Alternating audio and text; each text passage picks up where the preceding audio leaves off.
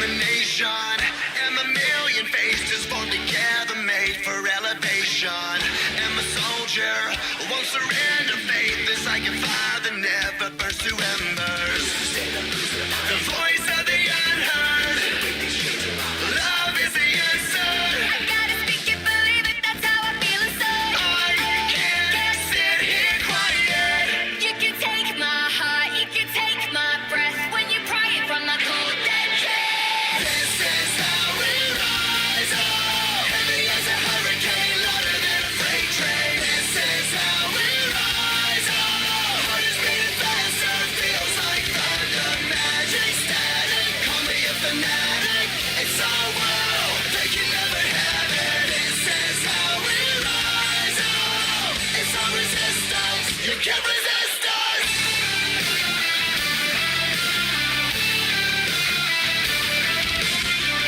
Can you hear me? Are you listening? Sleeping and the shadows could be making history. Through the fire, on the water, used to be a slave, but now you are a conqueror. They can take my heart, they can take my breath when they pry it from my cold dead chest. This is how we rise up. Heavy as a hurricane, louder than a freight train. This is how we rise up. Heart is beating faster, feels like thunder, magic, static. Call me a fanatic. It's our world, they can never have it. This is how we rise up. It's our resistance. You can't resist us. Up, up, up, up, up. We're rising up, up, up, up, up. Rising up, up, up, up, up. We're rising up, up, up, up, up. Rising up, up, up, up, up. We're rising up, up, up, up, up. This is how we rise up. It's our resistance. You can't resist us. This is how we rise up. Heavy as a hurricane, louder than a freight train. This is how we rise up. Heart is beating faster, feels like thunder, magic, static. Call me a fanatic. It's our world, they can never have it. This is how we rise up. It's our resistance. You can't resist us.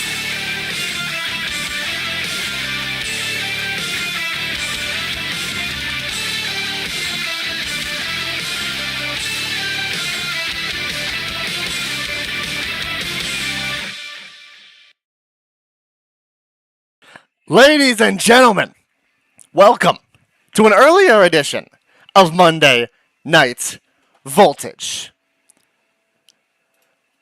We got the team together. We said tonight's going to be a little earlier start time. We're going a little hour and a half earlier because we're just so excited for tonight. We're excited to bring the action to all of you. So how's everybody doing? Welcome on in to everybody who is joining us tonight. Welcoming David, Dakota, Modest, who's competing later on tonight. And by later on tonight, I mean not too far away. Welcome on in to all three of you and to everybody who's chilling in the background. We got a show for all of you tonight, obviously. We've got big fight feel, as I talked about. Modest, he's up 2-0 on Midoriya in their best of 7 series. Can he go up 3-0 in 3 matches? This one being Extreme Rules style. Or is Midoriya going to manage to find a way to make it 2-1? We'll have to find out tonight. We'll see some tag team action throughout the night. NaoReko, the women's tag team champions, they'll take on Fire and Desire. We'll see the BrOGs, the men's tag team champions, both champs in action. They'll take on RKOpening. And of course, in the main event, we'll find out who challenges Bendy for the Intercontinental Championship. Will it be Joshua Brights, or will it be the man who had an insane performance last week, along with both of his opponents in the form of Bron Breaker? So, that's going to be something to watch tonight. The audio on, and we are going to start this thing off, as we do, with Undyne's Fight Me Open Challenge. So, who is going to step up to Undyne this time around? As much as I know from the group chat all of you are in, Undyne is very focused, very determined tonight. I'm not exactly sure of the details, but that is as much as I know. Undyne, ready for a fight like she is, and definitely willing to go a lot more all out tonight. Whoever she faces, oh boy, I will tell you what, they might be in for a world of hurt. That's all I can really say with that. They might be in for a little bit of world of trouble. And pain. And a lot of more stuff like that. But let's not dilly-dally, shall we? Let's find out who will answer the open challenge. Right now, let's find out. It's Undyne. Who's she gonna face? As we turn up the voltage. Let's do it.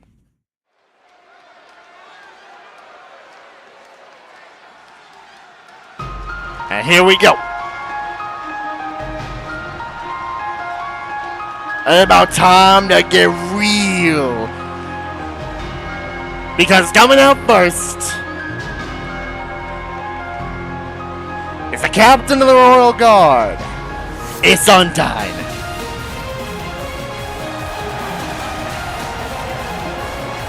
Filled with determination, tonight, Undyne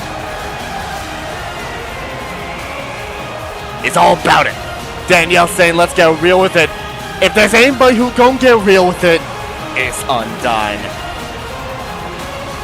She's been having some very insane matches. We saw her last week, faced off against Lancer. I don't know how the kid managed to do it, but the kid managed to pull off the win over Undyne. It was kind of insane. We had a lot of insane performances last week, one of them being Lancer. We've seen Undyne face off against Papyrus. We've seen Undyne tango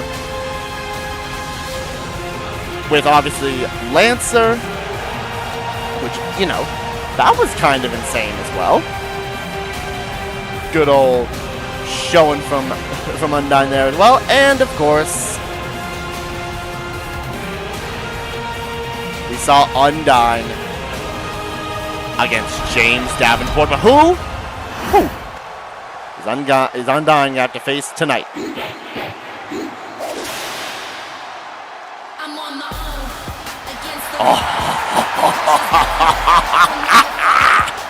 Oh, shoot, man. Well, she's on her own against the world. The pressure is building, but she's never going to fall. It is the EST. Undyne said, bring the strongest.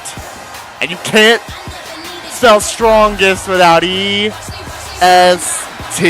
Bianca Belair is in the building. Oh boy, oh, this is going to be good. Oh my gosh.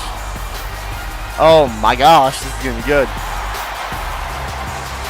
Women's champion across the world, Bianca Belair, stepping up to Undyne's open challenge, and here we go. The EST chants raining out, and the Fight Me Open challenge is on. Let's go. And Undyne taken down immediately by Bianca.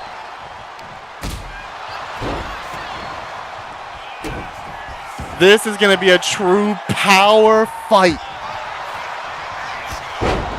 between Undyne and Belair, but we know Bianca can go high flying as well, lands that moonsault. Quick with it, combination of both strength and agility in Bianca Belair, and there's the strength coming into play with that German suplex, but it's caught by Undyne. if you think about it, I don't know who would really have the power advantage between these two. You know how strong Bianca can be, but Undyne has, I believe, deadlifted a car, which is insane. I don't know if we could say Bianca has done that. But you never know when it comes to the EST, because she's going for that moonsault from the ground. And she's all business tonight. Up on the shoulders, no. Turn around DDT from Undyne. And lining up with that middle knee drop. Undyne looking to take control. Remember, Undyne, I believe, what? 1 and 2? 1 and 2. Yeah, 1 and 2 in the open challenges. If she could knock Bianca Belair off in this open challenge, oh, that's a statement win for Undyne. She can do just that. And they are locking up. They are chain wrestling. This late is insane. Grabbing the arm. Trying to bend the arm is Undyne. We've seen a technical game from Undyne, but we know it's all about that power. Maybe trying to weaken the power of Bianca to stop some of those big moves from coming off. The KOD, a strong one that requires your arms. Weaken them, it's not going to be too easy. The Belair to connect with it. Look at that chin lock in as well. Cutting off circulation to the fish, to Undyne. But you don't keep a Royal Guard captain down for long, because Undyne's starting to slowly power up, but Bianca's still got a hold of the arm. Undyne's still powering up, but Bianca takes her straight down and has... I was about to say Bianca has a signature, but both of them now do. And Bianca's sent to the outside, courtesy of Undyne climbing up top. And I think, oh my goodness, she's going flying. She's going airtime cross body. Oh! Landed beautifully by Undyne's Bianca. Does get the turnaround, sends her back into the ring, but maybe not for long, because Undyne is feeling the determination rising from within. Picks Bianca up and tosses her against the ropes. The determination, the adrenaline filling Undyne, calling for Belair to get to her feet. Oh my gosh! Did you see how quickly Bianca fell from that forearm? Tried to use the braid. Tried to use the hair as a weapon. But Undyne, just a little too good.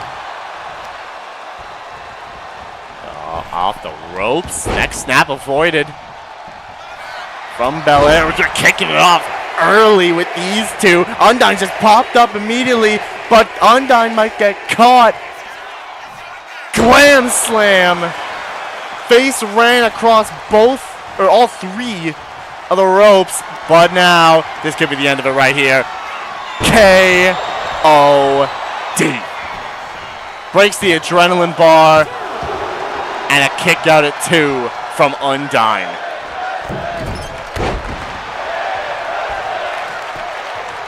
It's Belair now trying to take control of the match. Up and oh my gosh! Gut wrench style into that into that power bomb from Bianca. Ooh, thing of beauty. Oh, Undyne off the rope, back elbow does land. I want you to keep in mind, Undyne has a finisher ready to go. And let me know. I think she might have been trying to go for it, but Bianca with that tackle down once again. She's been tackling Undyne at every step, avoiding any type of huge offense. And Undyne's going middle ropes. Oh, and Bianca kicked up, and Undyne said, okay, You're gonna do that? Fine. Cross body from the middle ropes, and now goes to the corner. Set it up. Spear, no! She threw Undyne away. We know Lancer jumped the spear. She just tossed Undyne away. From going for the Spear of Justice into a glam slam. And she's stunned. Undyne is stunned. Belair with the power. K.O.D. And Undyne doesn't have any resiliency. And this might be the end for the 1, 2, 3, not 3. No 3 count, actually. Undyne kicks out. But she's got a second finisher and calling for Undyne to get up again, looking for another KOD. But this time, Undyne wriggles out of it. Wriggles out of the KOD and directly into the pinfall. She's still kicking out of 1. Okay, Bianca, I see you. But now, might not be kicking out of 1 this time because that's 1 German suplex. That's 2 German suplexes. And that right there is a 3rd. 3 German suplexes to Bianca. Turns her over into the pinfall on Bianca. And that is resiliency on the EST. Undyne's not messing around anymore. Knee drop lands and goes right back into the pin. Is that going to be enough? It's not. Welcome in the win that sounds like opening. Hi, guys. Bianca, no. Welcome in, opening. How you doing, man? Or the win that sounds like opening. I don't know where he's at right now. Something telling me that wind's blowing from like England or something like that. I don't know. Hopefully you're enjoying yourself.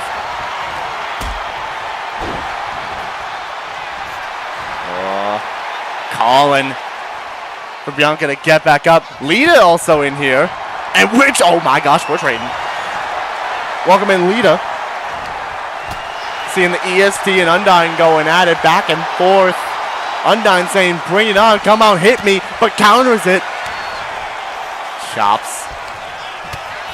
Undyne gets a punch in. Another chop. Another one, back and forth. We go with these chops to the chest. Bianca now saying, bring it on. These 2 Goliaths slugging it out. Pretty Fish Lady and Bianca Belair are going blow for blow. And Bianca got the advantage. And now she's firing up a comeback. Undyne stumbles to the corner. And that might be, no, it's not, might not be where Bianca wanted there. And there's a, oh my gosh. What a Superman punch from Undyne into the pinfall, and that is not the end of the match. That's not the end of the match. Bianca, Undyne's going for it. Undyne's going for the Spear of Justice, but Bianca got up beforehand, but is still gonna get laced with those German suplexes once again. And that might just do it, Bianca. It was a valiant effort. But Undyne was just full of determination tonight.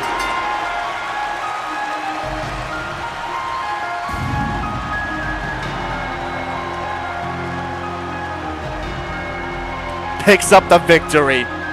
Welcome on into the voice, the wind that sounds like Rio. That was in fact an EST. Because she can, says Kaz.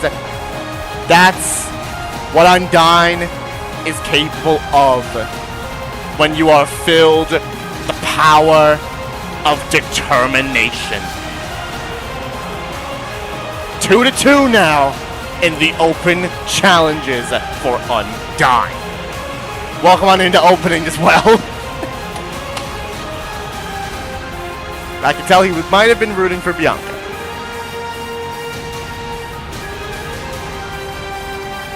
Undyne bleeding as well from all those hits from Bianca. That Superman punch spelling the end. Went for the Spear of Justice, but when Bianca started getting up, was like, alright, let's do this instead. A total of 6 German suplexes to Bianca Belair. There was the one that put her down. The EST might be the strongest, the fastest, the toughest, the roughest, but tonight, Undyne was just the best. Congratulations to Undyne, a 100% vote. Y'all believed in Undyne. And I'll tell you what, that's what power of determination does. Congratulations. Let's see what Undyne can do next week. That'll be interesting to see out the back of this matchup. What a showing. Well, yeah, says GM Hippo. Oh, hey, buddy. How you doing? That's what determination does. How you doing, man? Welcome on in. Whew. That was a good way to start the show off. Sup? How you doing, man? It's about time for the best of 7 series match number 3 between Modest and Izuku Midoriya. This time, it is Extreme Rules. Midoriya does not have a point in this best of 7 series yet. Modest has the 2-0 advantage. Modest himself saying a third match, kid, give it your all. It is Extreme Rules for a reason for both of you to give it your all. We shall find out how much they got left in the tank after those last few weeks. Midoriya, Modest, one-on-one. It's Extreme Rules right now. Let's turn up that voltage for it.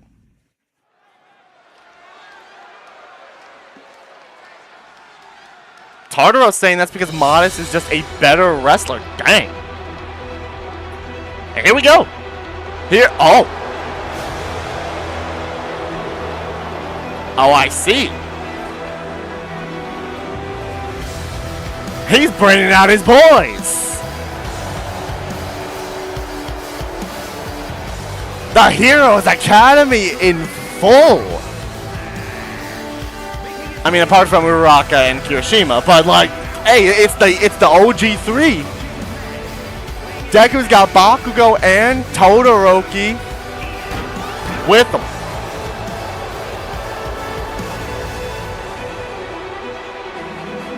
It's Extreme Rules, so I guess this is fair.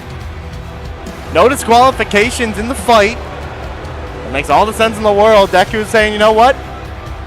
Maybe I need the support of my friends with me to get the job done against Modest. We'll see if that is exactly what Deku needs against someone like Modest, who has been running his show. And here... That's not Modest's music. Wait. I was about to say that statement's music. Now hold on a minute.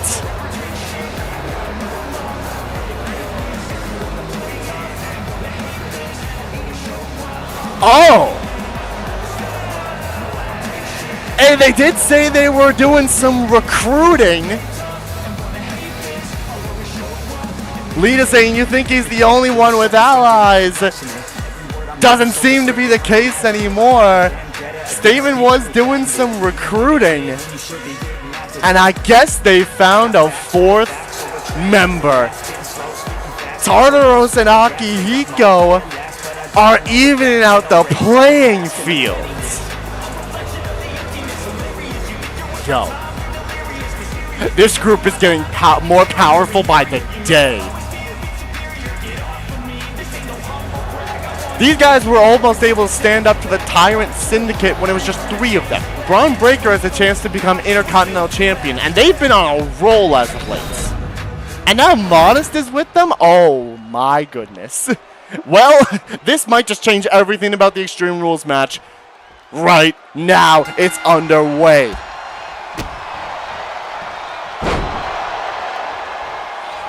quickly into the pinfall from that combination from Midoriya, but immediately Modest out of it.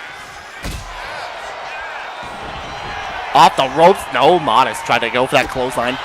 Deku quickly out of the way. Combinations, and they're just going back and forth now with these combinations. Deku did not get the reach to land the moonsault. Might have got the headbutt possibly on Modest. I don't know. Either way, David's saying no bread, no water, just meat. You're not wrong. Faction fight, says Kaz. Factions intriguing, at least that Octopus Boy is Eels. I don't know what in the world you're talking about. GM Dust. There's more GMs. All right, you know what? I only know like one GM. Hey, I guess it's the second one. Welcome on in, I guess. Quickly into a roll-up by Midoriya, but a quick kick out by Modest. You gotta think, if Modest goes up 3-0 in this series against Deku, if he goes up 3-0 against Deku in this best of 7 series, this is gonna be near impossible for Deku to come back from. Also, which one of Statement slid the chair into the ring? Because they don't tell me. One of them slid a chair into the ring. I don't know which one. But, honestly, it is fair. It's all legal. It's an Extreme Rules match. It makes sense.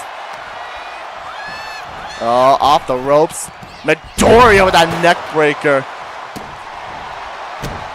Right to Modest. Neither one of them going to try to use that chair just yet. Trying to do this.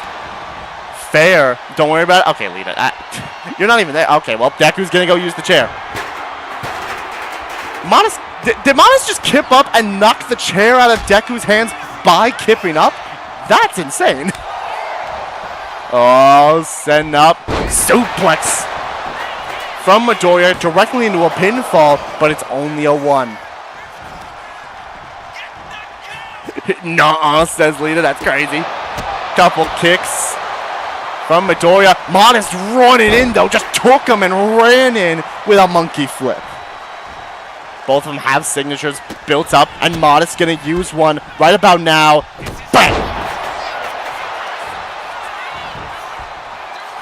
Measured violence connecting to Deku, but a quick kick out at 2. That's insane that those two matches are happening at the same time. The wind that sounds like Hippo, but right now Modest is queuing it up. He's setting up for a quiet riot. Directly in the center of the ring, into the pinfall. And it's not resiliency on Midoriya. And now Modest. He's the one who's trying to use that chair, but Midoriya got right back up, but gets intercepted by a clothesline. Then Modest gets another clothesline. And a moonsault right after. Into the pinfall again. Modest is running Deku. That was a 1 count. Listen, we know Modest doesn't land those moonsaults all that often. When he does, it's effective. Deku just decided, no, actually, it's not effective against me tonight. Elbow to the side, the top of the head. And now, we're going to use that chair, and now he does. Steel chair to the gut, and another one. Modest is wailing away, but Deku out of the... That's insane. Tartaros trying to clip the leg. Tartaros trying to clip the leg of Midoriya. He got the counter up still. Kicked out. He stood up. Brother. And he's calling for him again. Wait a minute. Another quiet riot. Holy moly, Modest is running him. Oh my gosh. Into the pin. Resiliency's burned on Deku. This hasn't even been an Extreme Rules match. They've just been used one weapon. And Modest has just been killing him. He's busted open. Oh my gosh, he's raged up. Oh my, is he just going to end this? Is he just going to end this now? Quiet, no, doesn't land it. Does not land the third quiet riot, and Deku responds with that drop kick. Oh my gosh. And now it's a distraction. Tartaros providing a distraction to aid Modest. But he missed the chop block. He tried to chop away at Deku's legs, but he missed. And both of the turnbuckle pads have been removed. I don't know when on earth you both did that, but that's crazy. That quick. Full cowling rush from Midoriya. But it's just a 2. Yes, Statement is seriously making another statement. And Midoriya saying, I'm not going to let that happen for much longer. He's got 2 finishers. He missed. He missed the Detroit Smash. Modest went too far. He tried to fly at him and he missed. Catches him with an uppercut. Flies in, hits a knee. And now goes for the chair. No way. Oh my gosh, Tartaros, another distraction. Another distraction on Deku. And he's got the chair in his hand too. Modest, no. Tried to go, oh my gosh, Deku! Flying in, moonsault doesn't land. He's trying to kill this man. Seriously, lady, he's trying to kill this man. German suplex, deadlift style. And he's got the chair again. There's been one weapon used in this match, and it's that steel chair that Modest has in his hands. But Deku caught it. Caught the chair. Modest now is the one busted open. German suplex. And now he's the one with the chair in his hand. But Modest knocked it away again. He kicked up and he knocked it away again. Dude, what is he on? What is Modest on tonight? Steel chair shot. He stunned Deku. Wailing away. Statement has been, I don't know if they've been training him or if this is just what Modest is able to do now that he's got a little more help. Missed the elbow though. Calling for him, but he's still fresh. He's still up and he slams Deku's head into the apron. Yo, he is going off. If he's not careful, if Deku's not careful, this could be 3-0 so fast. Welcome on into AV as well. How you doing, man? Deku pushing him away, runs in. That fish breath is crazy. Oh my. That fish breath beat the EST. Yep, that is exactly what happened. Oh my gosh, Tartaros is distracting the ref. Tartaros is just the king of distractions, apparently. And Modest with another measured violence. Calling for him to get up on the outside. Lines him up. Modest means. To Midoriya. Sends him back in the ring. Midoriya's injured. And he's climbing. Modest looking to add one more nail in the coffin to end the fight. And there's a drop kick that lands perfectly directly into the pinfall. And that is 3-0. That's 3-0 Modest.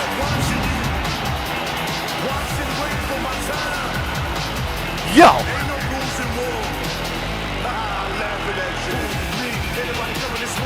There was no need for Extreme Rules.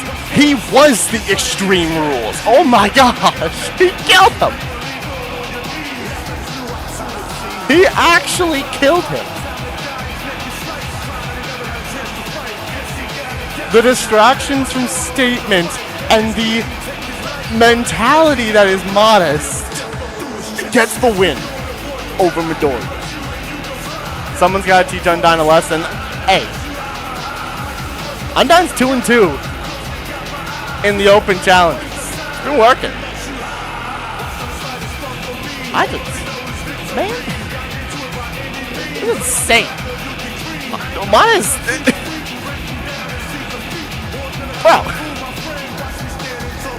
he's insane. Ace in here saying might be less active, drained of energy. Fair enough. Welcome on in then. Hope you enjoyed the show. Oh my gosh.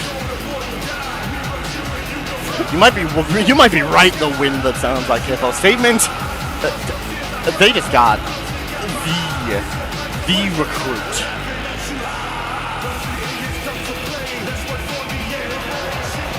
big win for Modest and a big win for Statement. Just the small little distractions as well from Tartaros. They didn't even need to do that much. Modest just ran deck the show. 80% of you on Modest, 20% of you on Midoriya. Man, Midoriya is going to need to go back to the drawing board quickly. Otherwise, this might just be a fast 4-0 from Modest. Congratulations to him, and I mean as well, congratulations to Statement on your new recruit that might just kill everyone. He's mental. Let's move on. Oh my gosh, that was insane.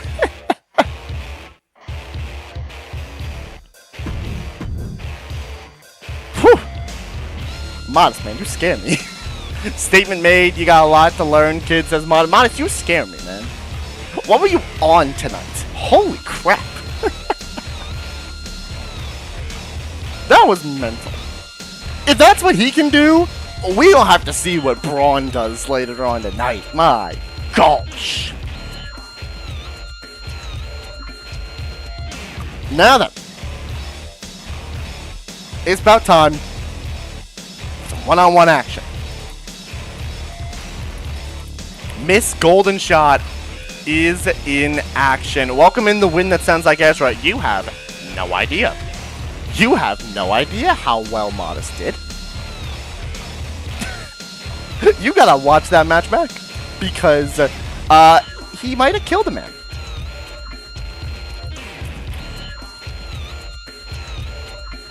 But we got one-on-one action. Miss Golden Shot's in action. It is Nami, one-on-one with Athena Cykes. Athena wanted to see what Nami is capable of doing. Nami, we've seen, wanted to test herself to see if she is ready to at any point cash in that briefcase and become champion. Hold on a second. Yo. Okay, man. Alright. I had a feeling we'd hear from her eventually. Makes sense. Should we cut the cameras over there now? Let them know? Perfect, yeah. Thanks, guys. Appreciate it. Okay, so before we get into that matchup, I got word from Kaz that we got some footage. We got some live footage of Maki, who has arrived to Japan looking for Sayaka. Remember last week, talked about how Sayaka was in Japan. Maki's arrived there now, and she got camera crews with her. I don't know what in the world's going on, but we're gonna cut the cameras over there and see what the heck is going on.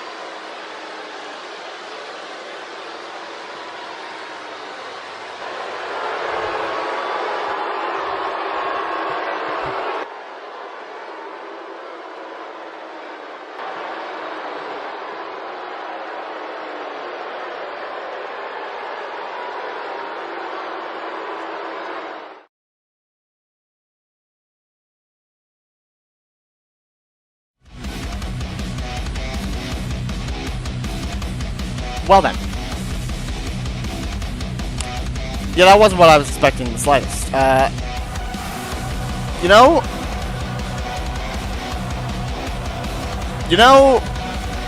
that happened. That sure happened. Let's just get into the next match. I mean, we can talk about it while that's happening.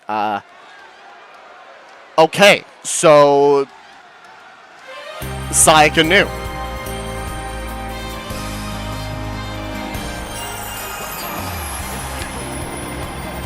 Man, this going. Oh, I don't even know how to think about that right now, man. We just gotta. You know what? I'm not even gonna focus on it right now. Welcome on in, Ezra. Welcome on in. You missed some interesting action earlier on tonight. Some fun couple matches, but right now, Athena Cykes is in the building. We saw what the heck happened just now. I'm not gonna touch base on it again. Y'all saw it. I don't need to run that through you guys. But Athena, we know she's been good. Idol culture's so wild. Yeah, not unexpecting the slightest that she knew. Yeah, not at all. Thanks for letting me know that was even happening, Cass. Appreciate it. But hopefully we can get Maki to medical from wherever on Earth she is. Well, I mean, clearly in Japan, but wherever that was. That concert venue or something? I don't know. Either way, here is Nami, Miss Golden Shot. I'll look back at it later because you're on her chance to get some watch and do. Fair enough. Hey, Nami might choose to, we talk about how Nami might choose to cash in on the World Championship currently held by Chun-Li, but hey, you never know. Nami might decide to cash in on the Iron Heart Championship. She might choose to find a tag team partner and go after the tag team championships. You never know. Also, yeah, it won't be too hard to get her care. Appreciate it.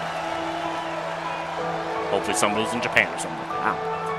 Nami looking to hopefully find a way to prove it to herself that she's ready to become a world champion. If she can do that and put away Athena Cykes, she might well be on her way. Let's find out right now. That's why I'm keeping my eyes out. Absolutely. You gotta keep your eyes out as a champion. Especially for something like that. For a guaranteed title opportunity at any time, any place, on anyone. You gotta be careful when you're champion. Right now we're seeing a little bit of chain wrestling that's stopped by Athena. And we're back into it. Athena just slammed Nami down and then said, you know what, let's go right back into it again. Headlock. A little side headlock from Athena. Doesn't exactly have it fully in. Trying to wrap the elbow around Nami, but more kind of just like pushing her elbow against her face. I don't know if that hurts more. But Nami grabbing at the arm now of Athena. We know Athena's got some power moves of her own. That mood swing requires that power base that she can plant herself. And it does kind of need her arms until she decides to just drop them and spin around with whoever she's facing. But you still gotta be able to pick them up before you can do all that mood swinging. Underneath. Over top from Athena. We know she's got some agility, but so does Nami, and she intercepts with that clothesline. Double axe handle right afterwards. And this could be a proving ground for both Nami and for Athena. We know Athena was pretty impressive in that Fatal 4-Way matchup, I believe 2 weeks ago. Athena's wanting to continue to show out, maybe prove herself the opportunity for the Vanguard Championship. And hey, from her, oh my gosh, from the one performance she did, I think she might as well earned. I thought she was going to swing Nami into the table. Instead, locking a Boston Crab that Nami quickly gets out of. And then pushes Athena away as well.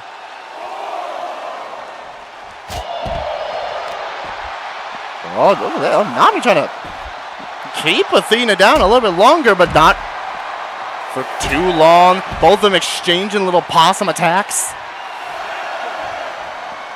As Nami back in the ring, waits, and Athena gets back in as well. No countouts. No countouts here. Back in. Oh, doesn't land the clubbing blow. Instead, try to go for a roll-up. Nami way too close to those ropes. Nami steps in, but Athena stepped to the top ropes. But Nami just a step quicker. Taking Miss Cykes down. We've got ourselves a pretty even matchup. No surprise there. From what these two are capable of, oh yeah, absolutely no surprise. Athena, kick to the back. Nami down. Athena's firing up. Miss Cykes going to work. Drop kick does not land, but a forearm from Nami sure does. Climbing up top, Nami doesn't have anything built up yet, but there is a nice elbow drop that's going to put the hurting on Athena's back into the pinfall.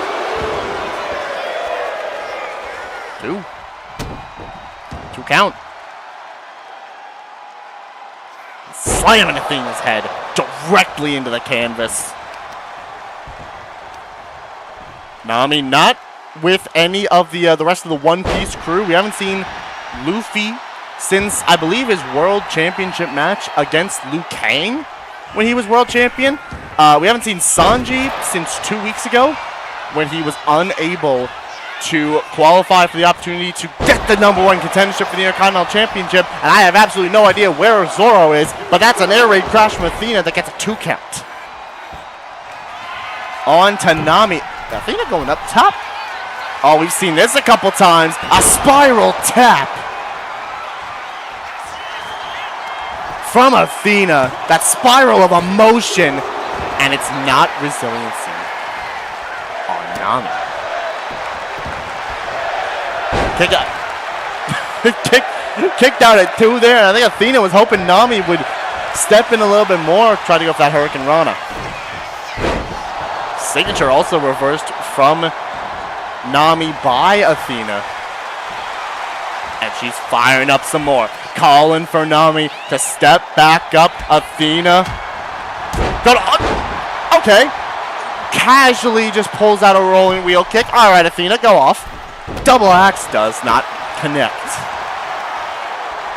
And a forearm right afterwards. Off the ropes. Drop kick lands from Nami. And waits for Athena to get back in before going after. Reverse into that elbow drop. Reverse elbow drop from Nami. And a finisher lined up and ready. And might be looking for it. That restrainer locked in. Restrainer's locked in on Athena.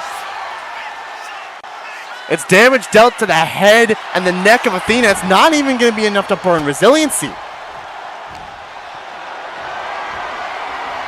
No resiliency on Athena from that. Just far back out, pop back up, and going to work. But Nami, a couple kicks to the side of Athena's leg. That the shin area. She got stunned. Reversed and got stunned because of it. Goes underneath. Arm drag lands. Nami's got a signature, but instead goes for the pin on Athena. Oh, I thought that might have been the end of the match. But Athena just barely gets the shoulder up, and Nami's got another signature. Lines up. No, doesn't try to send Athena off the ropes. Sent into Bobby, but doesn't miss this time. The forecast overdrive. The winds have changed. Winds are in fact changing, and the restrainer is locked back in on Athena for a second time, and that is, it's not resiliency. It is not resiliency. Athena's proven she has plenty of potential in her. Meanwhile, Nami could cash in and become a champ at any moment. These two have bright futures that they keep grasping. They sure do. And she tried to grasp and hold on to that restrainer. Athena just Didn't pass out, didn't tap out, nothing. She's held on, didn't even burn resiliency. Middle ropes, big splash from Nami, but another finisher is lined up, and Athena might be in for it this time. The Climber Smash has connected. Perfect bridge from Nami, and this time Athena's got a burn. Took 3 finishers, but Athena finally burns resiliency. 2 restrainers, now a Climber Smash. Tried that wheel kick again, but Nami just a step faster. Sends Athena into the barricade. And steps back into the ring. Nami just waiting for Athena. Not for much longer though. Rolls right back to the outside. Big boots Athena down.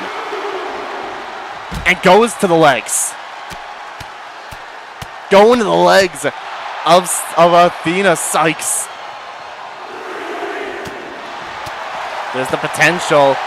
I see potential wrestling. Wait, I know when I see potential waiting, these two have a lot to show. Athena's stunned right now, courtesy of Nami, and sent back into the ring. And I'll keep in mind, she's got another finisher, but might not even need it because she's just going right for the pinfall on Athena.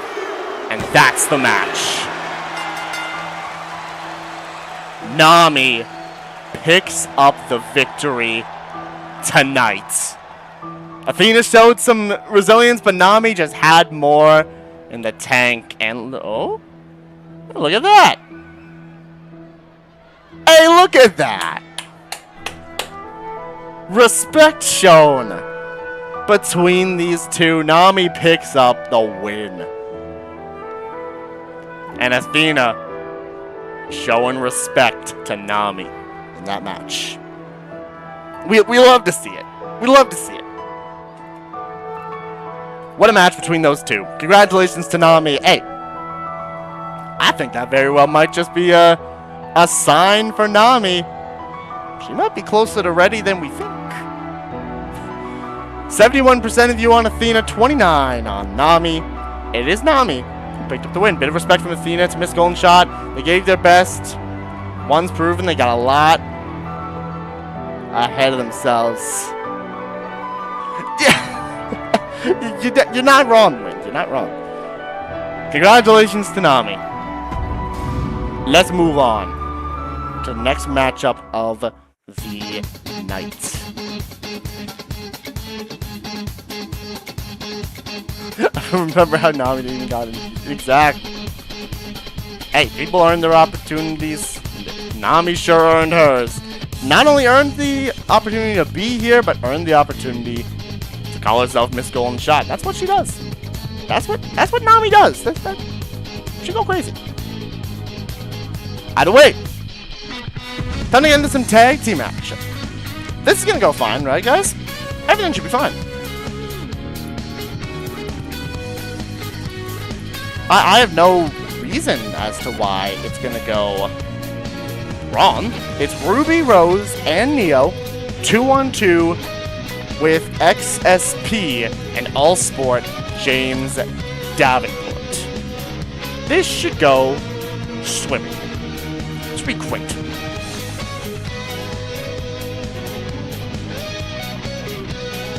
Nice tag team action. See what they can do for themselves. Hey, let's not waste any more time. Let's get into this thing, shall we? Right now, as we go ahead and we turn up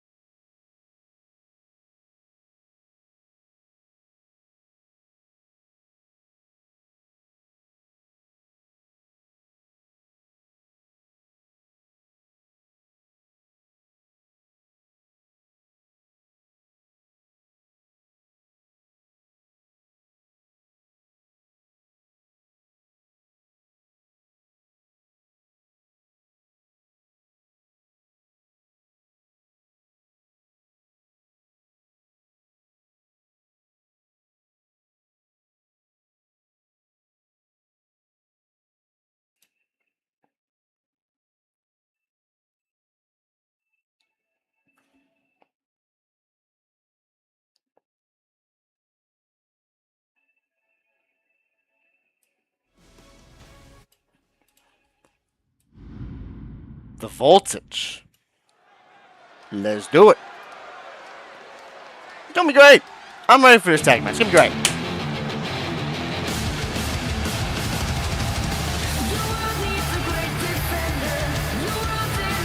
And here we go. Out first is Ruby Rose, representing puns and roses.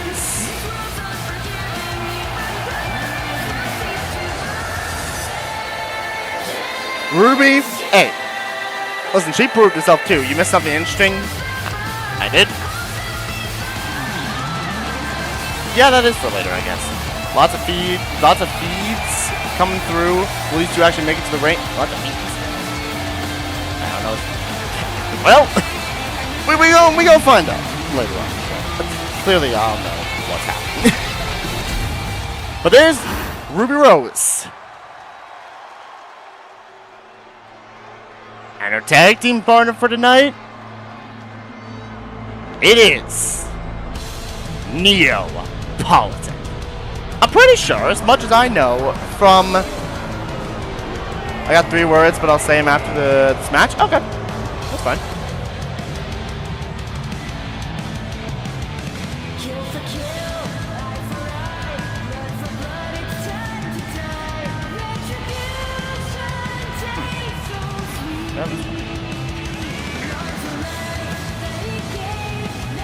Neo, I'm pretty sure, as much as I know, she's from the same place as Ruby, so that's cool. Maybe they're gonna have some cohesion because of that, you know? They're from the same place. There's a chance things might go well. They got history. Hey, see, they got history. That means that everything's gonna go all right. I'm confident, actually. I don't know much about the history between them, but I'm sure it's good history. At least I'm trying to be optimistic about that. I've been waiting for Here's a guy we know doesn't have a whole lot of good history. A man who was forced to be in a chicken suit for a while. In XSP.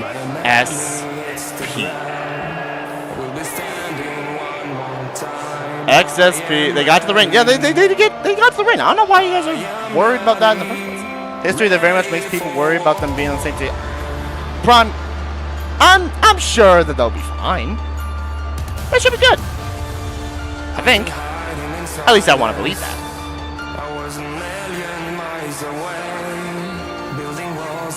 If they're from the same place and they got history together, hey, probably means they're gonna work well together. Maybe Ruby will be able to work with Neo as well as she works with Yang. You never know. Here comes XSP. Like I said before, man who was in a chicken suit for a while, and now he's looking at a potential Vanguard Championship gold. He's looking to earn his shot. I've quite literally seen a lot of these worlds have to offer. No offense. Hey, fair. Like I said, I'm hoping. Hopefully it'll be fine. You never know. Maybe they'll surprise all of us. You never know.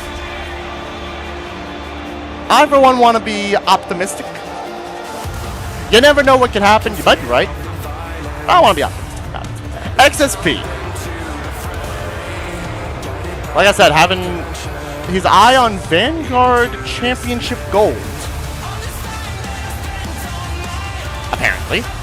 Wants to do better for himself and erase what he still calls a fluke to Modest. In the Intercontinental Championship tournament that crowned the first Intercontinental Champion, which just so happens to be Modest's statement mate now in Akihiko. But here's another guy who's kind of been showing out a little bit. It's all sports. James Davenport. looking to do even more for himself tonight. We've seen what he's done against Undyne before, the man who may as well be the show's own version of Bron Breaker. Exactly, despite the fact we also have Bron Breaker. We have both, so it's even funnier. A spear that is absolutely nasty.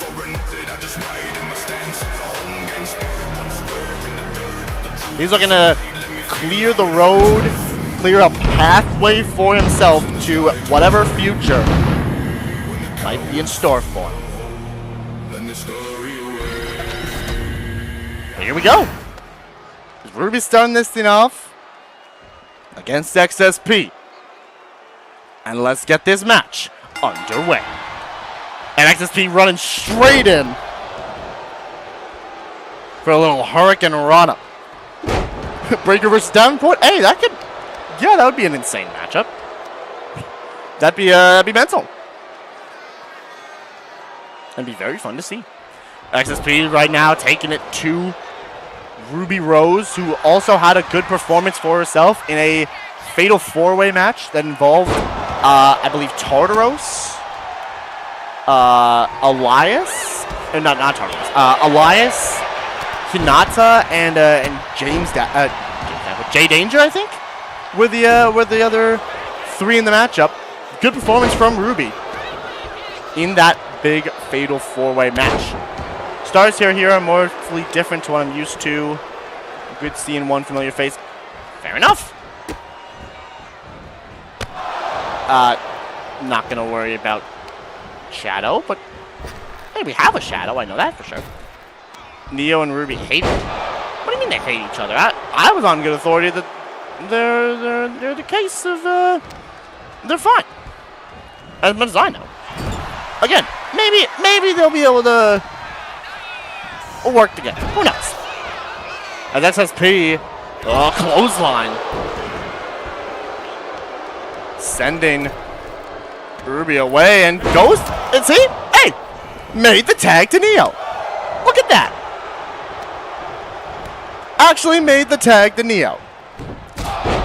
See? Y'all are worried for nothing. They're gonna work well together this whole match, and it's gonna be great. With Neo in, trying to take it to XSP off the ropes underneath. Oh, tossed.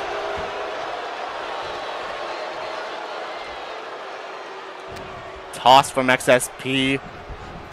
Sent into the corner. Neo going to work, walking, and see, and tags out to Ruby Rose. Raged up, but gets caught by XSP directly into the pinfall. Worlds can be different even in slight ways. Most worlds have one thing while some don't. Says Prime. Hey, that might be a thing. You never know. As Ruby's sending XSP to the corner. Little shot from Neo as well. Calling for XSP to get up. Ruby has a finisher built up. Flying in. Drop kick style. Right down there. Neo stepped off the apron for a second. Got back on it though. Oh, sent to the outside by XSP, and Neo sent to the outside as well. As XSP, oh yeah, here we go. Here comes the big lad. Here comes James Davenport, and that is a size difference. This man just changed the game just by the size that he is. Oh, Ruby with a counter though. Big counter by Ruby. Lifted the big man up. Goodness. Ruby lifted up the big man and going to make the tag to Neo. What are you doing? Hey, Neo, what are you doing? I said you guys were. Okay, so maybe I was being a little too optimistic. Maybe I jinxed it. I guess you guys were right. Shoot. I don't know when XSP got tagged back in. I don't know what you expected. Listen, man. I was expecting them to be able to work together. great. Then we're gonna have no problems whatsoever. Everything will be fine. But apparently the history, as we're talking about, was bad history. Gosh dang it. And that's a fact of life from XSP to Ruby. The inevitable says the wind that sounds like Saya. I saw this coming. Did y'all just see this coming and I just didn't know? Like, was I being too optimistic here? Clearly, I guess. Clearly, I was being too optimistic. Dang, man. Man, we can't have nice things. We really just can't have nice things. Neo and Ruby have history in a way them working together is impossible. Well, I mean, I can see that now. Now I can see that. Now I kind of believe that. Man. That is unfortunate. That's unfortunate. Oh, there's the rolling XSP factor to Ruby Rose. And that is resiliency burned.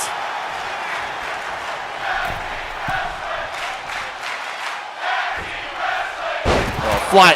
He missed. He missed. How did you miss? Never saw it coming. You're not wrong.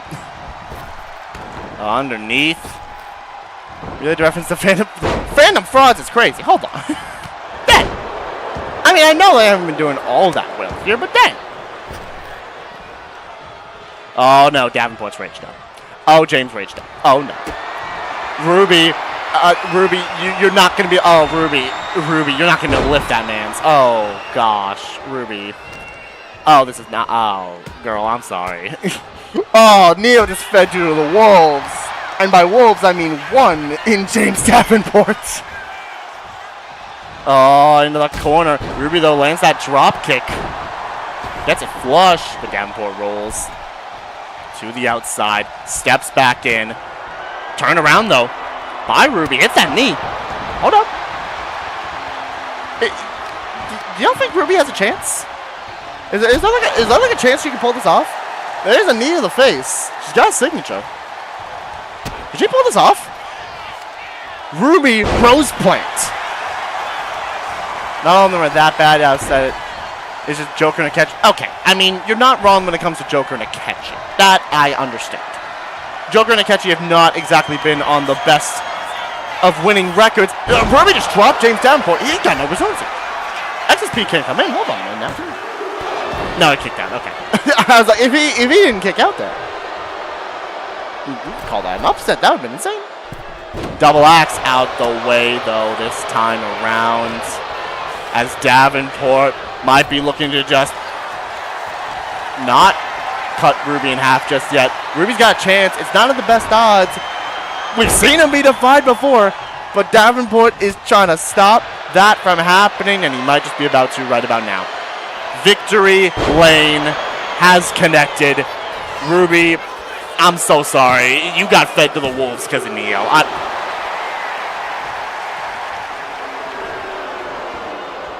Okay, now hold on a minute, y'all. Hold on. German suplex from Ruby. What's the saying? You got two hands and a fighting chance, you can win? Is that the saying? I don't know. Because Ruby's got two hands and a fighting chance right about now. I thought I was about to jinx it. It was going to be the end of the match. But thankfully, she kicked out. She's got a fighting chance still. Up against the big man in James Davenport, especially considering XSP can't come in to break up a pin. Although I might have just said that a little bit too soon, because now XSP's been tagged in. And he's basically fresh. Under, over top. And a dragon suplex to Ruby. Ruby's just trying to survive at this point. Up against both of these two. Well, survive against James Davenport. I don't know about surviving against XSP. Against James, for sure. Climbing up top. Going to fly. It's like what you said we saw in the field 4. Yeah, Ruby's got potential on her own, even if she's in a pretty inevitable situation. She's got fight, but it might be the fight that's over. No. No, actually. Kicked out. Kicked out, but might not be able to kick out of this. Another fact of life. And the fact of life now is that Ruby's still kicking out. That's the fact of life right now, that Ruby Rose is still in this thing. And XSP's beside himself. He can't believe it. I can't believe it. But it might not be. She reversed the XSP factor. She reversed the XSP factor. Okay, hold on a second, Ruby. Kick out. Hold on a minute. Drop kick though to the knees. And now, and of course, the second the XSP factor gets reversed, immediately goes and tags right back out to James. Oh, Ruby though flies in, hit that Hurricane Rana. Picture perfect with it. But Davenport using that strength to his advantage. A couple shots to the gut with the knees. Oh, Davenport's starting to get back up. Ruby, oh my gosh, crossbody sent both of them out of the ring. Okay, Ruby Rose, hold on a minute.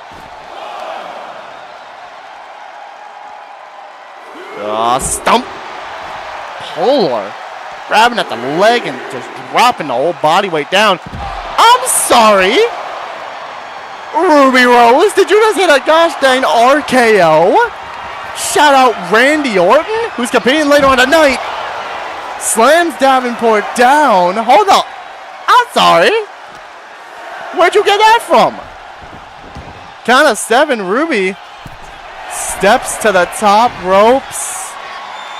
Flies in, elbow drop to Davenport.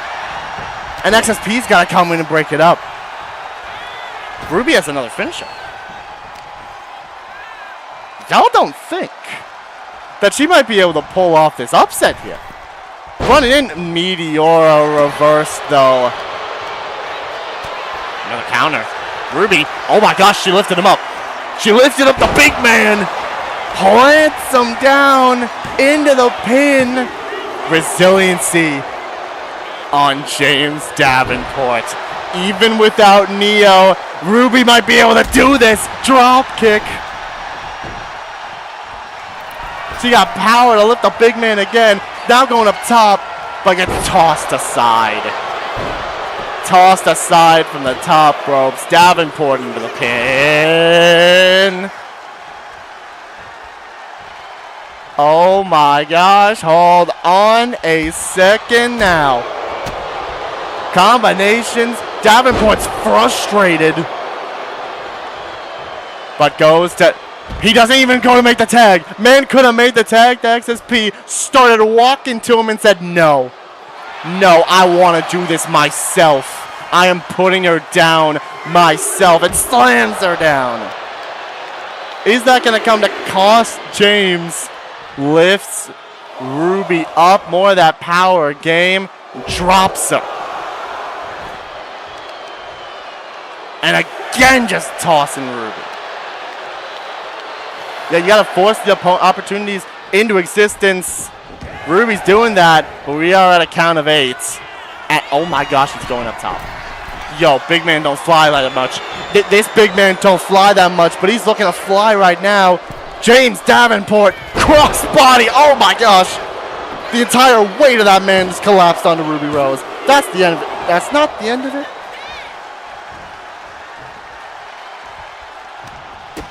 Ruby. My gosh.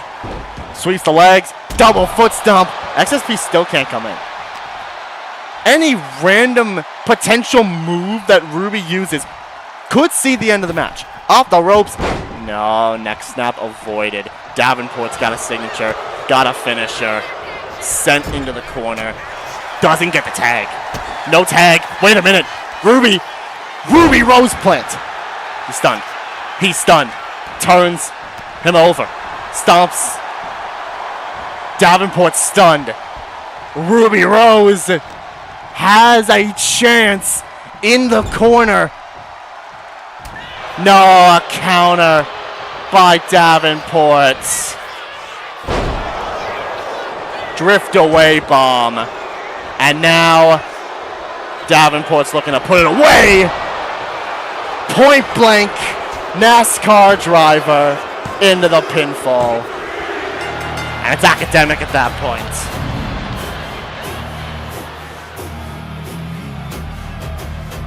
But wow, what a showing from Ruby Rose. Got too greedy. She put up one heck of a fight. Hit a dang RKO. She did almost win. Still tried to get that win, but it wasn't to be.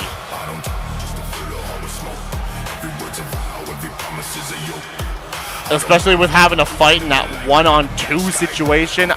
Man, there's only so much one individual can do in a 1-on-2 scenario.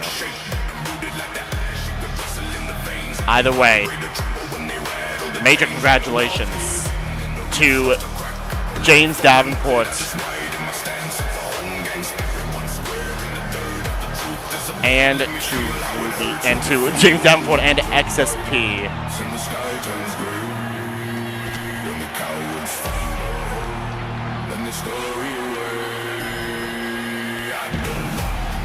Almost as if with dang. You didn't need to call him out. Like, dang, that's crazy. Ruby Rose plan nearly sealed the deal. What a show. 57% of you on XSP and James Davenport. 43% of you believed in Ruby and I guess Neo as well. Even though Neo was not there for the majority of the thing. Got an attack.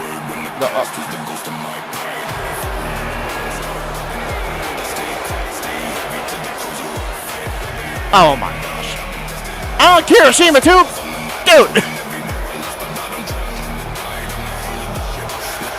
Not even on any of that. It's on Kirishima. What the heck?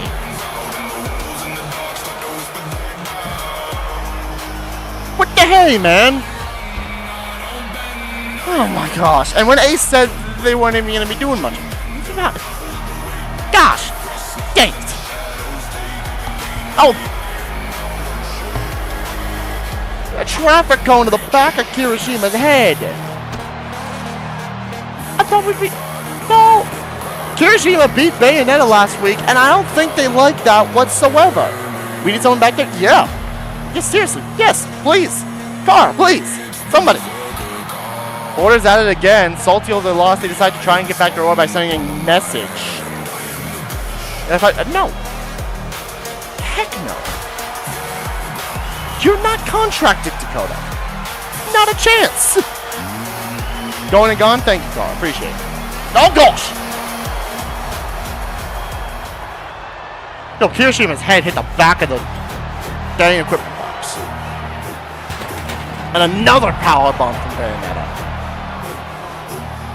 My word, man. Look, that's picked up Kirishima. Damn. Bayonetta set up a tape. Oh, Nox cuts off. Also, where's Lelouch and Splendid? It's just these two. Where are the other two? Oh gosh, oh. Kirishima got out of the way. Doesn't get out of the way of the crossbody. I've read that already. Thank you for the going and gone. Thank you, Carl. Appreciate it. I don't know where this is, but like, it sucks.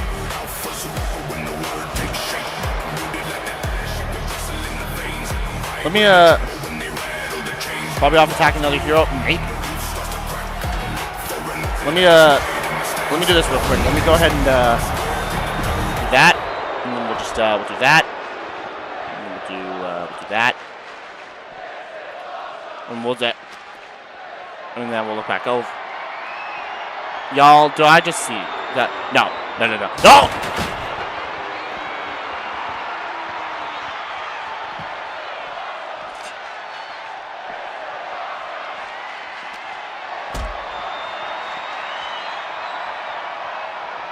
Was that a flaming table they just set up and put Kirishima through? Oh gosh! Oh, his back! Dude!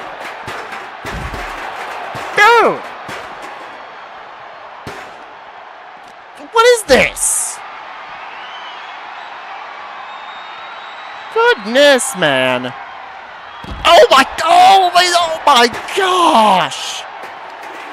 His back just skidded across the ramp right there. Dude. Kirishima went through a grueling battle with Bayonetta last week. That man is not fresh.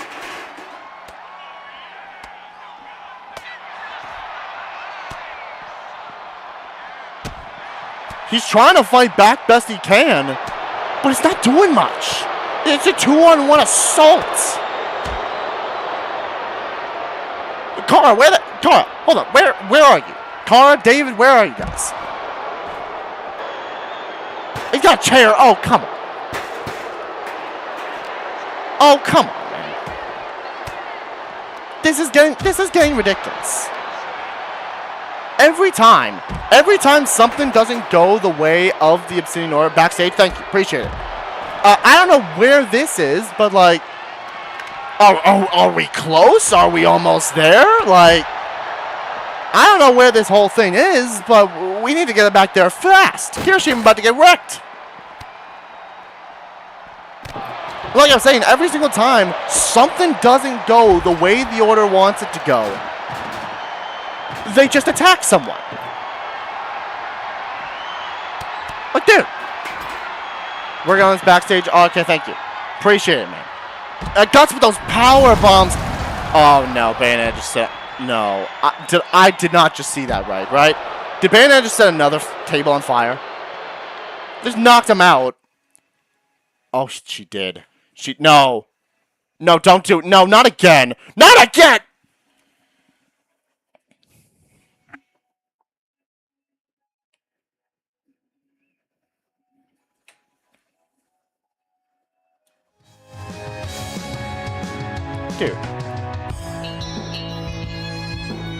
Dude, they set another table on fire. Another one. That's the second table they've set on fire. And put Kirishima. Like, were y'all really that threatened? Like, dude.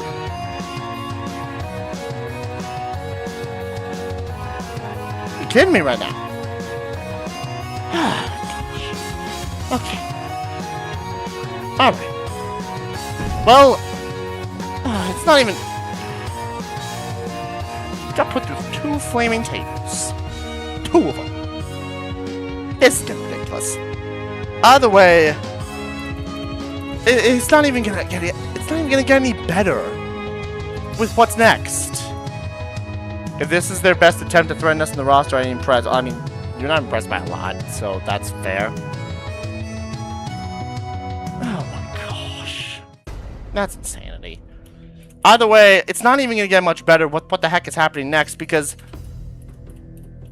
at the courtesy of Esdeath, Jacob's mother, Jacob is going one-on-one with Shao Kahn.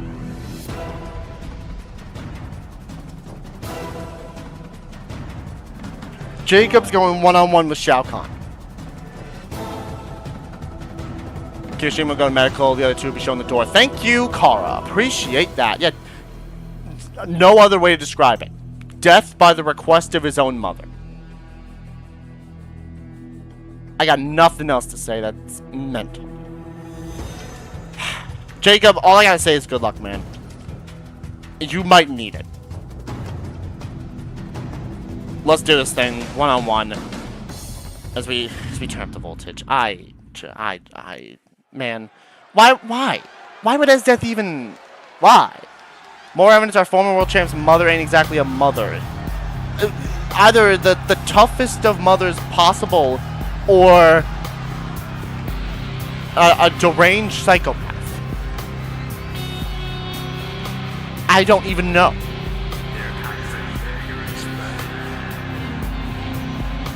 Speaking of, here comes Jacob. Y'all, he's still got those scars. He's still got those scars on his face. Also, can we point out that Esdeath's not even here? Can we point that out?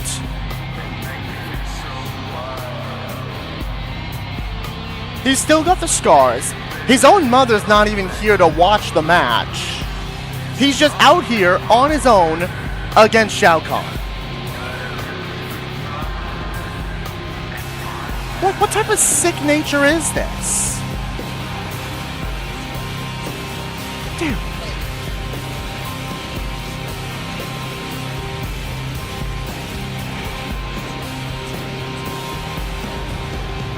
Listen, at the end of the day, Jacob is a former world champion.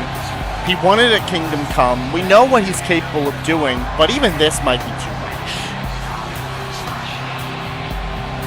The worst part about it is that he agreed to it. It's not even that he was forced into it. He agreed. He said he'd do it. I don't know if it was forced or just agreed to it because he just did. I don't even know. You just walk out there, realize you have to ball even if death is coming. Kaz, you died to Shao Kahn. You got decimated by Shao Kahn. The last time we saw you in a match with him. Oh, and no. Oh, dude, he's not even on his own. So there's the Tyrant Syndicate, all but Bowser. And Esdeath can't even come out to support Jake. Esdeath can't even... You know what? I'm not...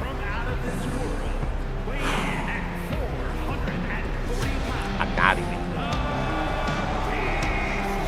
I think that's how little Esdeath really cares about her own son. She wants results, and she won't help get them unless necessary or forced. If that ain't the truth. Jacob agreed. Yeah, he agreed to this. He agreed to this. I don't know why he agreed to this.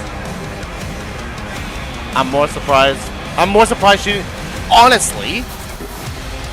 Honestly, you're not wrong, Chaos. I'm surprised too. I ain't even gonna lie. I'm kind of surprised about that as well. Goodness. Eggman, Bison, both at ringside to support Shao Kahn. These were the guys that put Statement down. These were the guys that put down the Mario Bros, Speed Force. And Shao Kahn is just a menace in itself. Not to mention the giant bar that he has. Jacob, if I was in Jacob's position right now, I'd be getting out of this match as quickly as possible. I would be getting out of this as quickly as possible. Well, one, I wouldn't have even agreed to the match. This is a mental... Oh, he's choking him out. Oh, he's choking him out. Oh, my gosh. Thankfully, he got out of it because that early in the match. But he choked him out. Tried to choke him out. Dude. He can't even move the man. He's trying to move him. He can barely even do a thing. Oh my gosh. Dude. Weapons and... Yeah, you don't say. This dude. The Shao Kahn's a danger. That man could have been... Honestly... I don't know what I'd rather. This or Bendy. He could have challenged Bendy for the Intercontinental Championship from Catalyst. I don't know if I'd rather him or Bendy. I'm starting to realize no matter what, it's a lose-lose for Jacob, both his own condition and his mental health. Seriously. No matter what, even if he can beat Shao Kahn, which I don't know if that's fully possible right now, considering he's just getting his butt handed to him by Shao Kahn. And he lifts him up. Oh my. F10.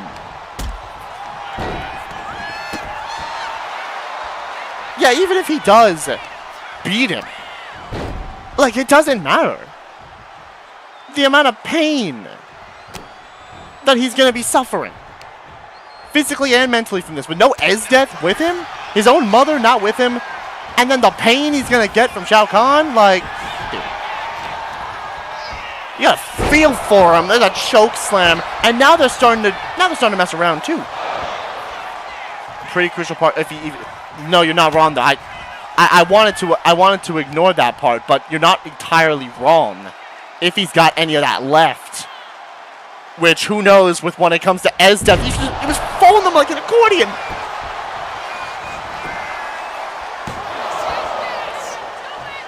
Trying to fold them like a gosh dang accordion. He just drops them onto the ropes. The only good news right now is that because of all of this, Jacob's built up a signature. That's all you can say right now. Okay, thankfully. Oh my gosh. The giant bar was about to be gone. And then Bison grabbed the foot.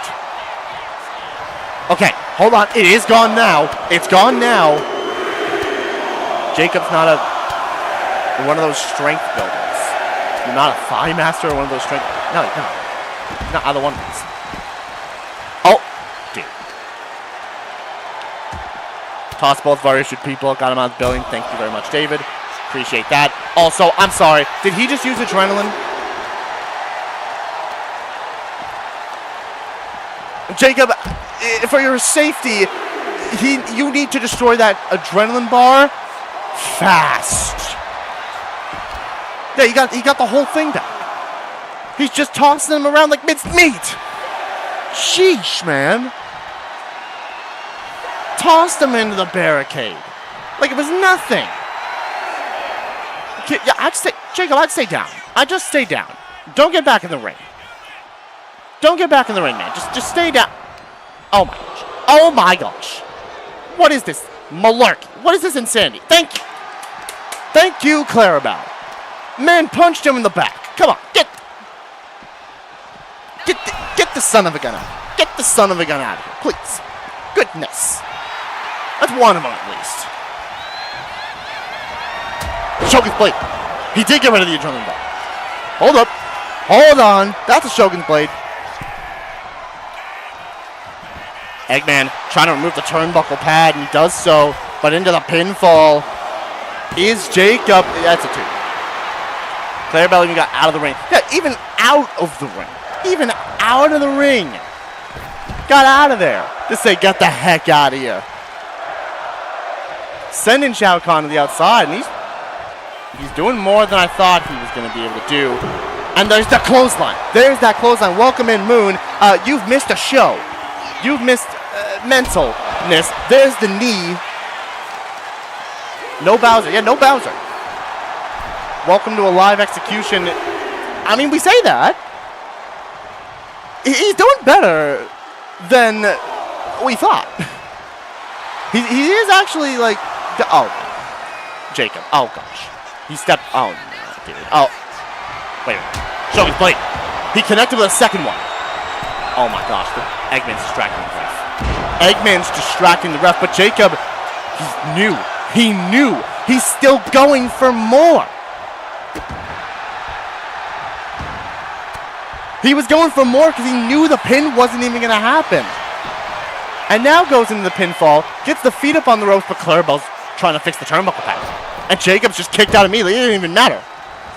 Didn't even matter if Clarabelle was in position or not. Jacob kicked out immediately. Hold on. Send in the corner. Big splash. Jacob's taking it. To Shao Kahn. The results might be paying off. That is a far distance. A far distance that you did not reach. Trying to get a couple combos in, but he gets countered. And Shao Kahn. Oh, no.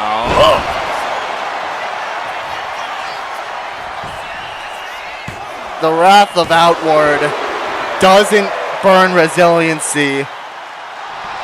I'll tell you what, that's going to hurt. Off the ropes. Up and... Oh, my gosh. on the knee from that height. And then just clothesline. He's got a signature again. Grabbed him by the throat. Oh! He tossed him. Oh, he tossed him. Into the pin. He didn't burn resiliency.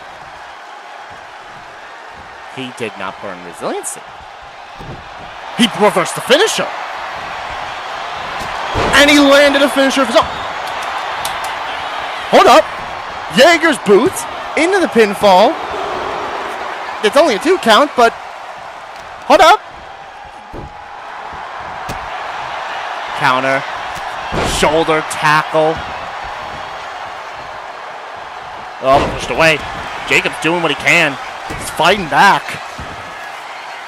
I gotta give him all the credit in the world for doing that. He hits that knee. And now he's going to the... No, he was gonna go to the corner. But there's Eggman. With the perfect distraction. All a part of the plan. Because now Shao Kahn's going to work. Again. Or maybe not, because Jacobs got out of the way of that. Up. What is he doing? He's just grabbing. He's just holding him. I thought he was going to go into the barricade. Instead, just dropped him on the knee. Oh, took him down. Jacob took him down, trying to get a couple shots in before he gets pushed off. He didn't burn earlier. Hits that neck breaker. He needs to get Shao Kahn back in the ring, especially now, because he's got no resiliency. He sends him directly away and just steps back in the ring. And now, oh my gosh, Eggman's going to bring him. Eggman is going to bring, no, he's just going to stand him up. He's just going to stand him up to make sure Jacob gets in the ring. To take even more punishment. Clothesline lands. This is sickening. Like, Jacob's doing well, but this is still sickening to watch. Into the corner. Turns him over. A clubbing blow. Yeah, I got no more words either, and I'm not talking Jeff Hardy. Up. Down, and he's almost stunned. And he's got a finisher from all of that. But Jacob, quick reversal. Quick reversal. Trying to do what he can. He tried a boot, and it did not connect. Doesn't land the clothesline, but does. Get out of the way. Jacob's lifted him up. Look at the strength. Demon's Extract. Into the pinfall. That's resiliency. Kaz saying, please, you don't have to go through this more. But maybe he does. Because he might win. There's still a chance he can win. I spoke too soon. I spoke too soon. Emperor's Judgment just landed.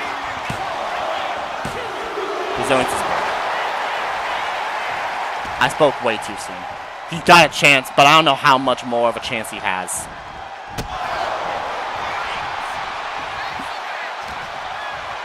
Pushes him away.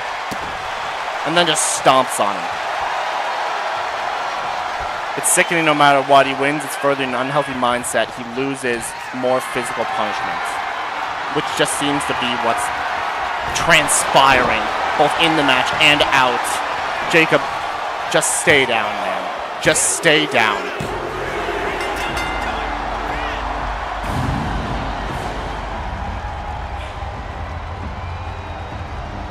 Brutal. That was brutal. That was brutal to watch. He's got talent. Absolutely, David, he's got talent, but like what type of situation, like what can you even do in a situation like that? He got no help from anyone.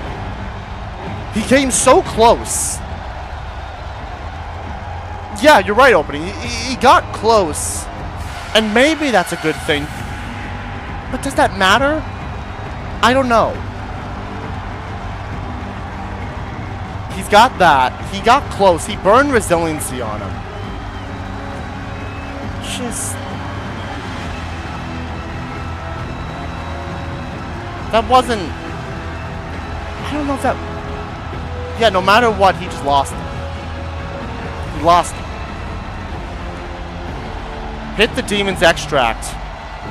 And that was enough to burn resiliency on Shao Kahn, but it didn't matter afterwards. An Emperor's Judgment right here. Directly to Jacob. The one person who probably would, I doubt would, considering, yeah. I doubt would help. I doubt in the slightest. None of them. None of them.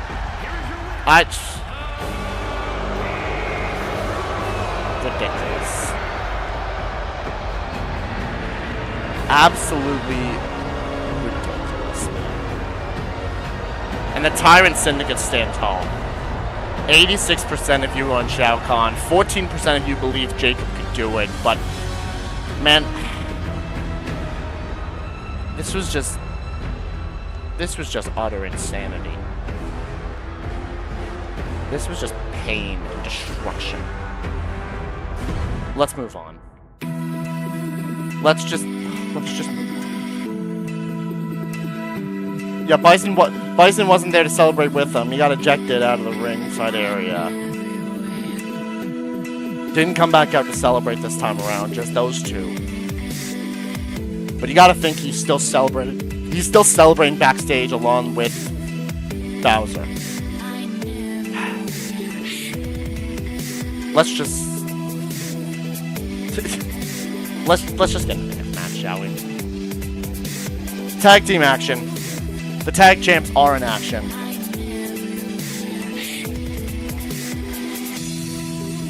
The first set of tag champs for the night. It is NaoReko going 2-on-2 with Fire and Desire, the runner-up to the Queen of the Ring tournament in Ashi, as well as Flair. Can they pick up a huge win over the tag team champions, or will it just be another showing from NaoReko that they are fighting champs? Let's find out, shall we? As we go ahead and we turn up the voltage.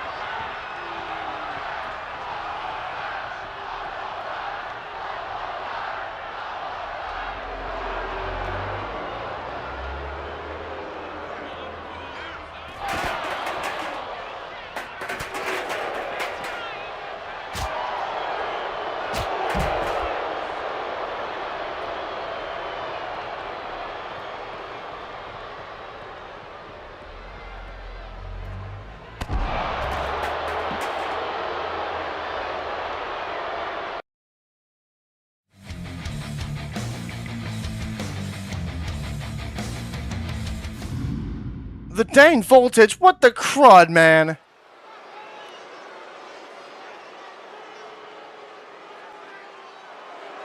Goodness.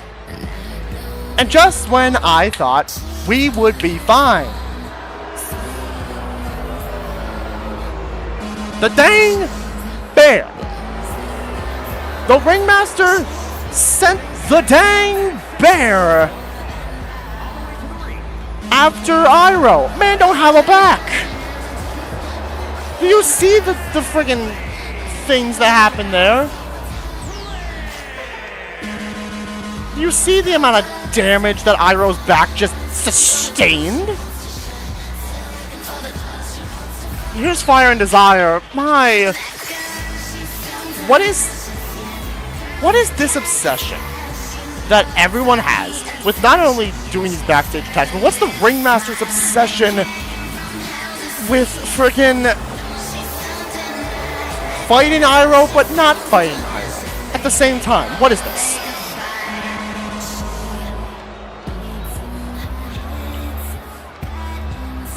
Can NaoReko please win? I mean, you would probably have that opinion opening. That's fair, honestly.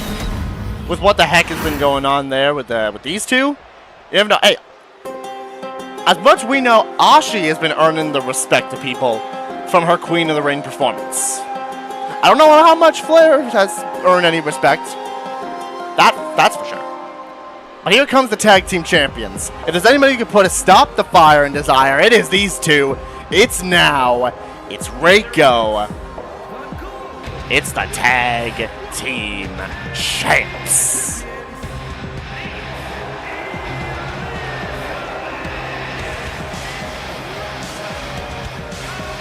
It's now Reiko. The champs have arrived. And we know that they have been having to contend with Control as of late. Yeah, seems like every threat other than Control is at it tonight. And I honestly still somehow would not be surprised if we see something from them here because of what they've been doing with NaoReko. They beat Control to win the tag titles. Don't speak too... Yeah, seriously, agreed, Brian. Don't speak too soon. Because NaoReko are out here. I don't know how much longer we're going to wait on potentially Control involvement. Y'all, security team, can we get a handle on at least some of them? I don't know if we're gonna be able to get all of them, considering I don't know where the heck Makima is, and Dusk just left, I guess, considering they were saying bye earlier in the chat. I don't know where Dusk is. I don't know where Makima is. Can we at least see if we can find somebody? That'd be great. As Nao's in against Ashi, gets caught with that spinning heel kick directly to the face. You can imagine a big win for Ashi and Flair. Really could shoot them up the rankings for the tag team titles. If they can beat the champs, oh, that doesn't even just shoot them up the rankings. That makes them challengers in the future. That can happen. Thank you, Car. Appreciate it. If you can find at least... Hey, maybe try to at least locate frickin' Makima. At least that. Maybe that's the one we try to find. I don't know where the rest of them would be. Dusk seems like the least of our concerns with those four right now. But if you can find any of them, great. That'd be awesome. Reiko sends Ashi into the corner. Tag made. In comes Now. And the tag champs going to work on Akubara double backstabber style. Now and Reiko, they beat Control to win the tag team titles. Now they seemingly have the ire of Control, and they want their titles back. What is Ashi doing? Oh, double knees in the corner. Dang, Ashi. Double knees, but now kind of propped up in the middle ropes. I'll go help Iroh to medical in the meantime. Makima looks to hide, but we'll see what can be done. Amazing. Thank you very much. Dusk is a big threat. Makima is the greater threat. Susie and 18, they are the immediate threats, Prime. You are not wrong. They are the immediate threats, considering they're the ones who are going after NaoReko. Speaking of, though, tag made to Reiko. going after Flair back breaker. Ashi's kind of been getting a lot of time in the spotlight for Fire and Desire. Flair, not so much over this past little while. Been there to support Ashi through a vast majority of the Queen of the Ring tournament. Was not there for the finals against Arrow due to Ashi's own request.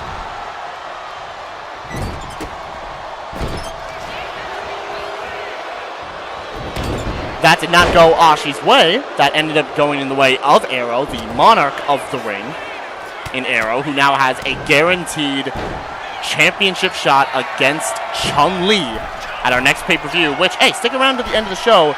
I got the announcement on that from the GM coming up, so stay tuned for that cross-body from RKO to Flair, and the tag champs have been all over him. Yeah, you're not wrong as well, Prime. They could be the ones that represent Control as the tag team champions. They did before. They might do it again as RKO lands that last stand hammerlock DDT that brought Ashi in. Snapmare and a knee down onto the face of Flair. Tag to Now, tag to Ashi.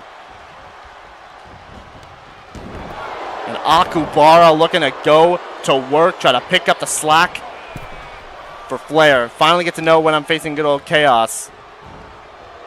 Welcome back, champ, says Prime. Yeah, Ezra is back. You get to find out. Potentially, if they might be facing off against Chaos at said pay-per-view. We don't know if that's confirmed just yet. I haven't heard anything from the GM about that match. I guarantee you it's going to happen. I don't know if it's a pay-per-view or if it's something else. Who knows? That is up to GM's discretion. We'll find out within the coming weeks, I assume. It's now go directly after Ashi. Ashi is sent right. Ashi's sending now directly into those steel steps. And goes up top, but now is there to get back in the ring and go right to Ashi. Double axe handle, though. Does connect. Ashi does have a signature built up, but countered by Now, who nearly has a signature built up. In fact, maybe one or two more hits is going to be the way to do it. Clothesline, though. Turns Now inside and out. Sent to the corner. Tag is made to Flair. Either way, I'm looking forward to defend my title successfully or unsuccessfully to be determined as Meteora from Flair assisted by Ashi. Now Flair, couple shots to Now on the outside, lands that neck break. Ashi's been the one who's been proving herself out of the team of Fire and Desire. It's really down to what the heck can Flair prove in this tag team matchup. We know what Ashi can do. We know that Flair has the potential to do something, but has been not able to capitalize on said opportunities. And right now on the receiving end of a Blue Thunder Bomb courtesy of Now. On the outside as well, we are at a count of 9. And a chop block from Flair, still going after those knees of her opponents. Flying in, went for that fiery forearm. Did not connect. We're at a count of 15. Now trying to keep Flair occupied on the outside. Could end by a count out. If they're not careful. Count of 18. Wait a minute. We're at a count of 18. Nah. You gotta be joking, man.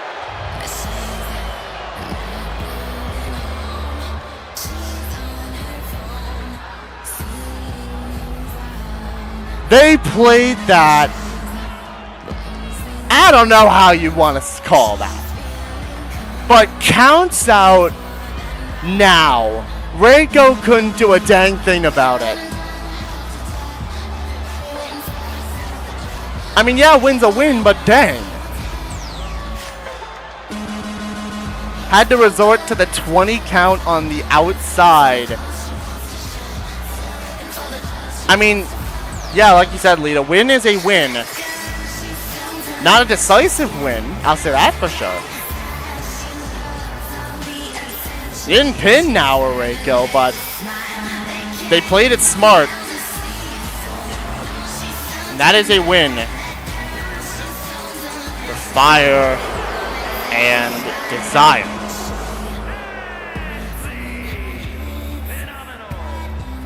That's a victory for those two as they pick up the victory over the tag team champions.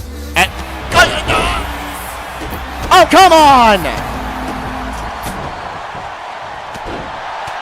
Oh, you've got to be kidding me. I thought we had eyes on them.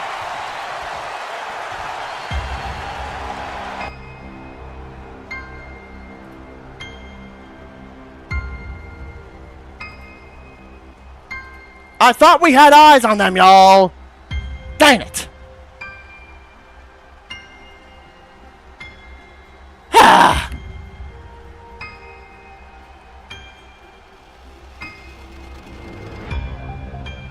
Gosh dang it.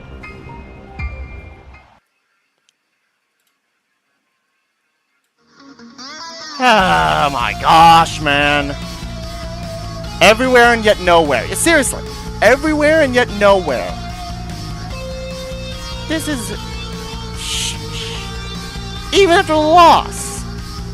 Even after the loss from NaoReko, they still do it. They still. Gosh, man. It's insane. This is getting insane.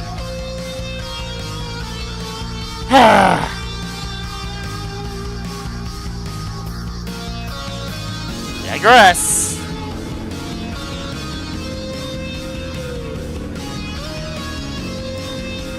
71% of you on NaoReko, 29% of you on Fire Desire. Was a Fire and Desire win, although via countout.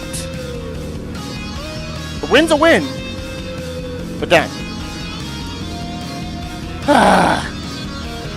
Coming up next, though, now the women's champ's in action. The women's world champ, might I add. Chun-Li.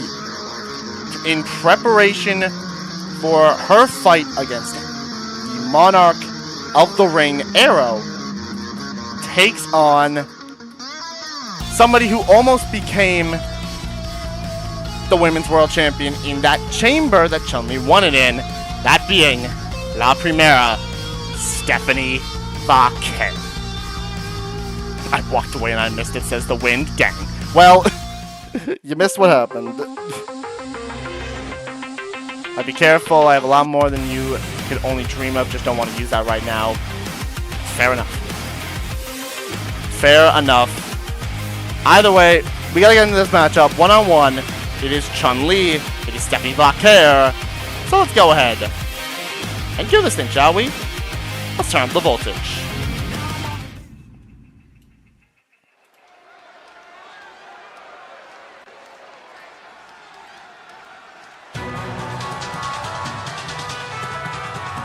Here we go. Here comes the champ.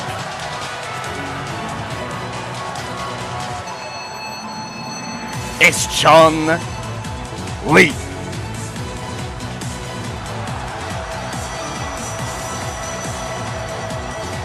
The champ has arrived.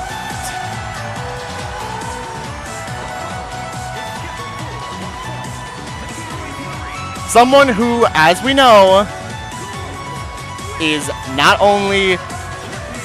has only suffered a singular loss, and that was in a battle royal. She has been unpinned. She has been unsubmitted. She has never once lost in any capacity minus a battle royal. The more important Women's World Champ is here. One heck of a competitor on top of that. Someone who's been carrying that title for a long time. We are closing in on 200 days for Chun-Li. And that is absolutely mental work. But right now, she's going to have to deal with Stephanie Vaquer. And here she is.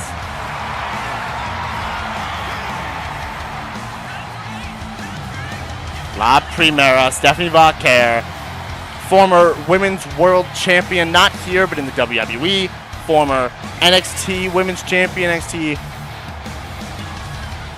Women's North American Champion. Stephanie Vaquer has been champion all around the world, but not here in the GWE just yet. Can she be able to get the job done against the unpinnable in Chun-Li? Because if you can do that, if you can pin Chun-Li, oh, massive points, massive points.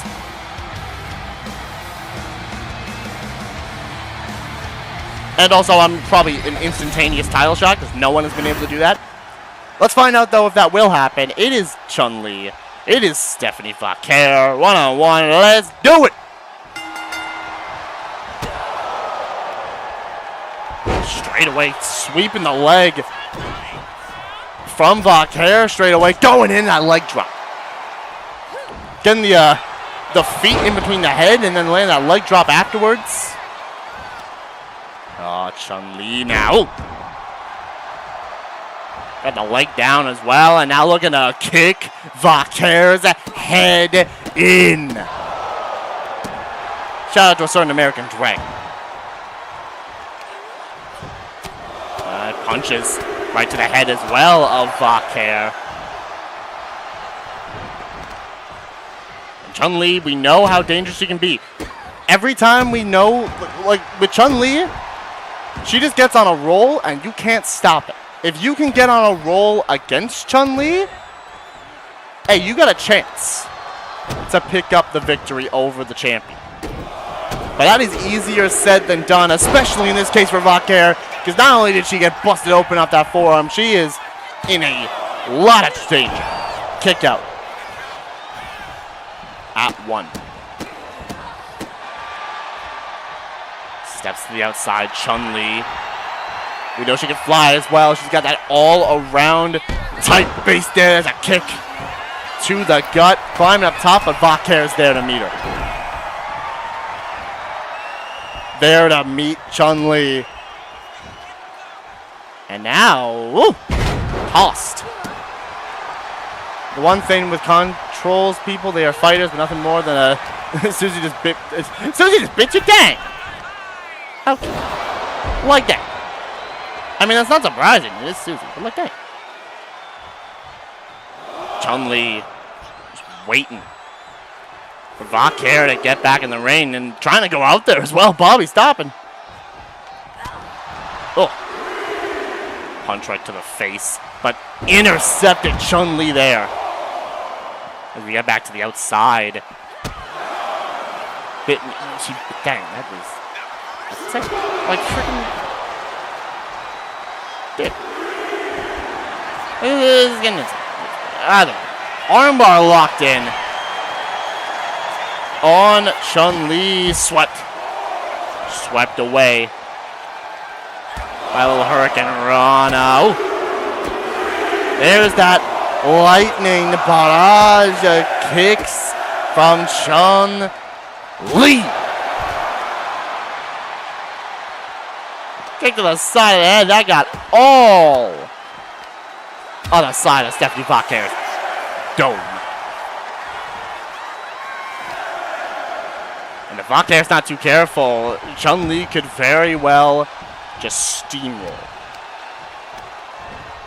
Into the corner. Forearm reversed. But turned around. Doesn't matter. No reversal of the talent of prey attempt. But an uppercut sure lands. Into the cover. On Vaquer afterwards, no. Just a 2. Only a 2 count on Stephanie Vaquer. As Chun-Li get kicked to the back once again. More kicks coming in. A spinning one right afterwards. And Vaquer is down. Hold on though, but a couple of elbows from Chun-Li and a boot to the face as well. Comes the top. Oh my gosh, bang! Didn't have the Qigong fist lined up, but sure had a double foot stomp for it. This is what you gotta do up against Chun-Li. Like, this is what you're expecting. You come for the champion, you best not throw away the opportunity. Because she's gonna make you pay if you do. Oh, a counter by Vaquer. Couple elbows in. Drop kick doesn't land. And a forearm directly to the face. Not the worst bite to go with. I mean, that is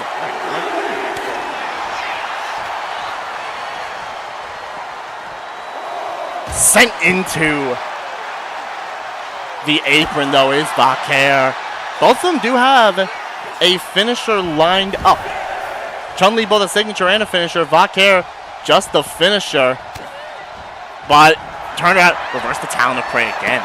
Reversed it again, and now set up SVB. Delivered to from Vaquer to Chun-Li. Not resiliency, though. Very much not resiliency on Chun-Li. Off the ropes. They're not, the ropes are sent from the corner. And, ooh! Good! Miss! Really is the best woman in this company's World Power Division. I mean, I'm saying. She's absolutely insane. That's why Chun-Li's been reigning for this long. But Vaquer's not gonna go down easily. Backbreaker lands. Up top. Vaquer. Wait a minute. Chun-Li pop. Yo. She turned that attempt at a corkscrew moonsault. Chun-Li stood up and Vaquer said, alright, I'm gonna do it anyways. Corkscrew moonsault. The champ has burned resiliency. Chun-Li has just burned resiliency. Vaquer is now. Crossbody lands. Could the unpinnable fall to Stephanie Vaquer of all people? Worked on that spot. Yeah, worked on the spot. It paid off for her. And now, right in position for that dang devil's kiss.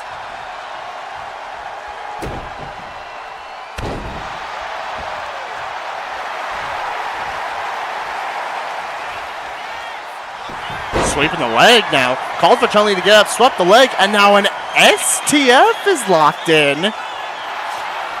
On Chun-Li. Okay, well, not for long. Chun-Li getting out of that quickly. But Vaquer does have another signature. Built up, lands that dropkick. Sent to the outside. Goes the champ. Has to take a second to breathe. But Vaquer not going to let you breathe. Oh my gosh, she's doing it out here. Well, that's number 2, y'all. There's the... Huh?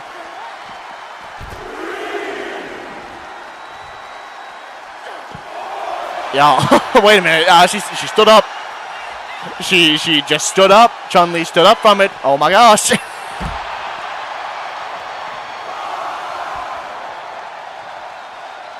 She just got right back up from the dang devil's kiss. Oh my gosh.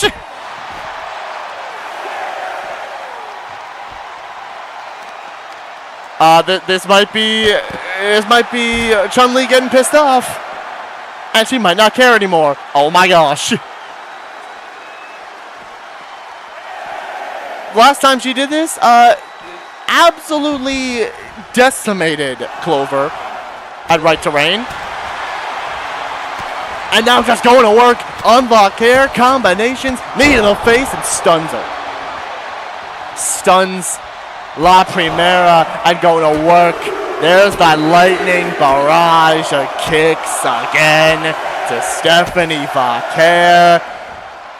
One to the side of the head as well. And to follow it up, not even going to waste time, Talon of Prey. And into the pinfall. And just like that, it is an even playing field. Vaquer now has to burn resiliency. Running in, no, turn around. Chun-Li brought this all back around, hits that ripcord knee. A la Seth Rollins, I'm real.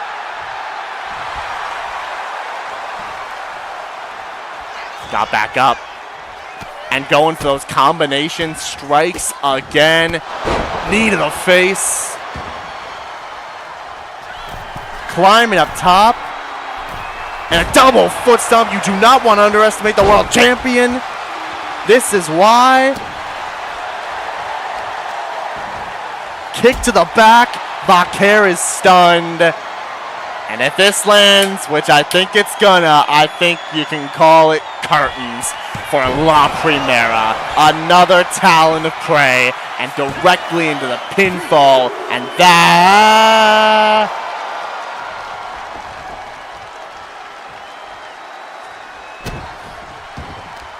That is not finished. Oh, we're not finished. Okay. Okay, we are not finished yet. Never mind. Slam. Front slam from Stephanie Vaquer. And climbing up top again. Looking. Might have been looking for that corkscrew moonsault.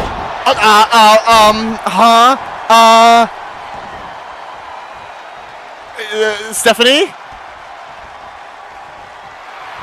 That forearm, did Chun-Li like push you out of the ring with that forearm? What the crud was that? Up on the shoulders, forearm to the back of the head. Yeah, I don't know what just happened there. That forearm dealt so much damage that it sent her out of the ring, but this is going to do some as well. SVB, lump blower version. Into the cover. No, she's still ain't getting pinned yet. She's still refusing to die. She's still refusing to stay down. And now has a signature and a finisher. Climbing up. Going for another corkscrew. Out of the way. Out of the way, but that was the signature? Went for the corkscrew moonsault. Said that was a signature. Not a finisher.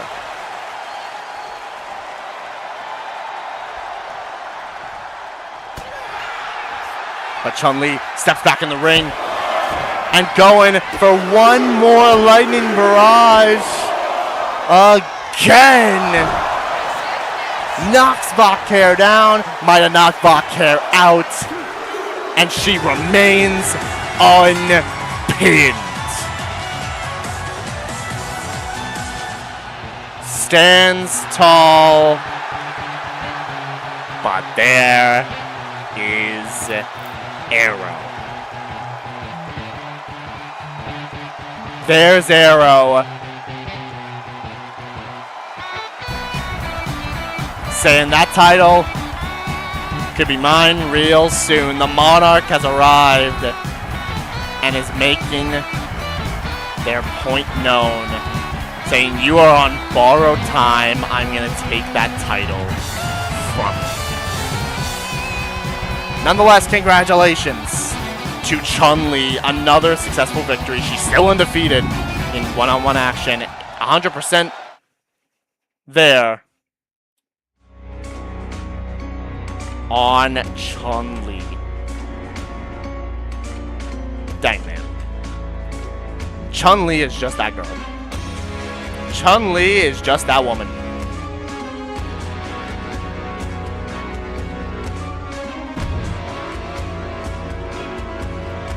But now, from that, more champions are in action now.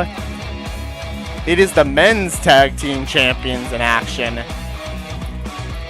RKOpening has never gotten a fair one-on-one opportunity for the tag team championships. They had a triple threat opportunity that the BrOGs won. Mondo and Taka, they want to give them a 2-on-2 shot right now. And hey, if they can beat Mondo and Taka, RKOpening are right back in title contention. Can Opening and Mondo put Taka and Mondo down? Or will the tag team champions, the two-time tag team champions as well, prove that they still have got what it takes to hold those titles? And no champs have gotten pinned tonight. Will it stay the same? Let's find out. We turn up the voltage. No bread, no water, just meat. You're not wrong, David. These guys are crazy. And coming out first. Did I say Opening and Mondo win? I thought I said Taka and Mondo. Either way. Here comes RKOpening. Randy and Opening have arrived. I tried to come up with another word. I couldn't. Randy and Opening, they got the opportunity to try to become tag team champions. Opening is in fact scooting along. Okay, I wouldn't call. Okay, hold on, David. I would not call Opening his lackey. That is his protege. Opening is Randy's protege. I really did say Opening and Mondo. That's crazy. My bad.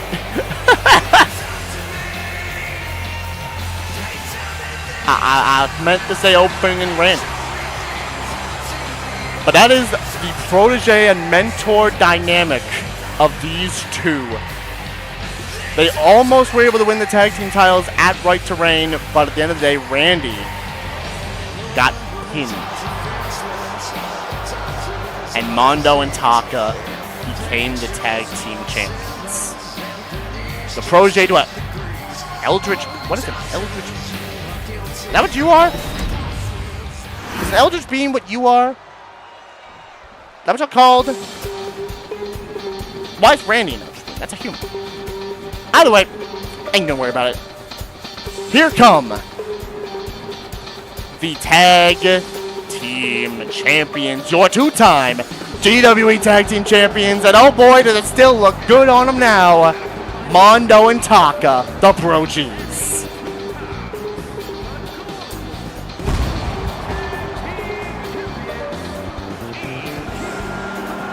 It feels like they never left.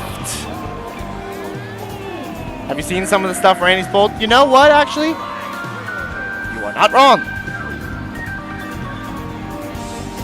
You are very much not wrong, Chaos. For the tag champs, it still seems like they've not even lost a step.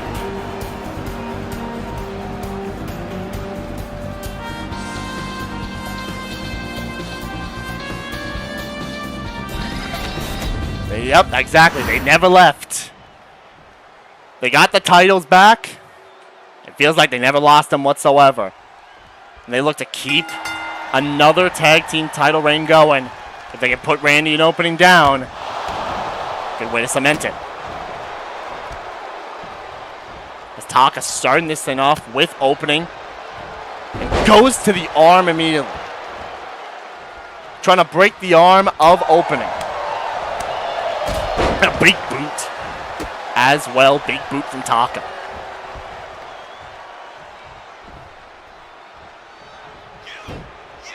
Turns him over. Opening and Randy. You gotta think, if you're Opening and Randy, what is the strategy going against the BrOGs and how decorated of a team they are?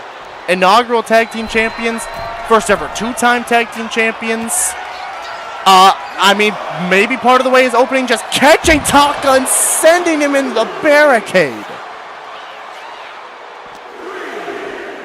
That might be a way to do it.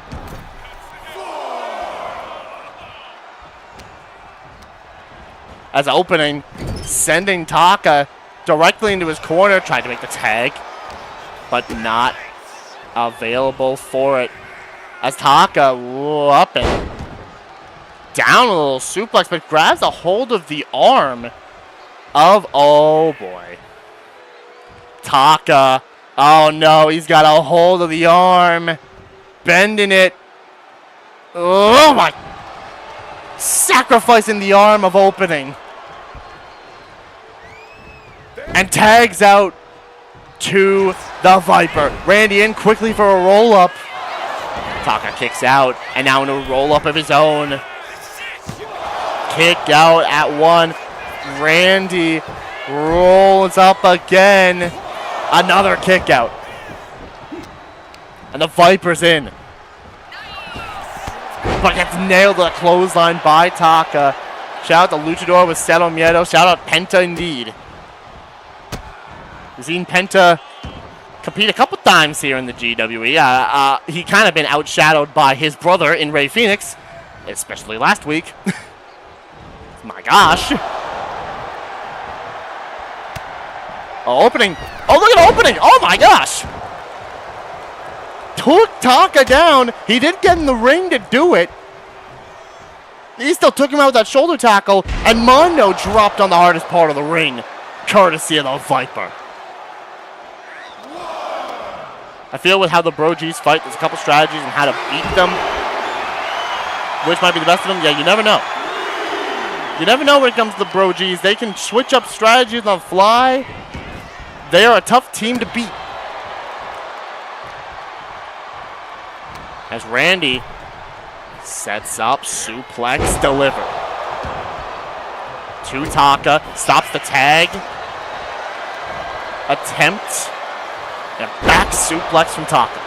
Onto that back of Orton that we know, as we've said multiple times when it comes to a Randy Orton match, you target the back. That's a good way to neutralize him. It's Taka with an uppercut. From the corner, running in, big boot. Can't even say the way the ones to dethrone them would work since, yeah, the Syndicate did. And also it was via a triple threat elimination match. There's a tag. Tag made to Mondo. Setting up here, a little water wheel neck breaker from the champs. And Orton can't make the tag to opening. He's just getting dropped on his back. But rolled up again. But Mondo reaching the ropes. Reaching the ropes there, but picks Orton up and drops him on his back again.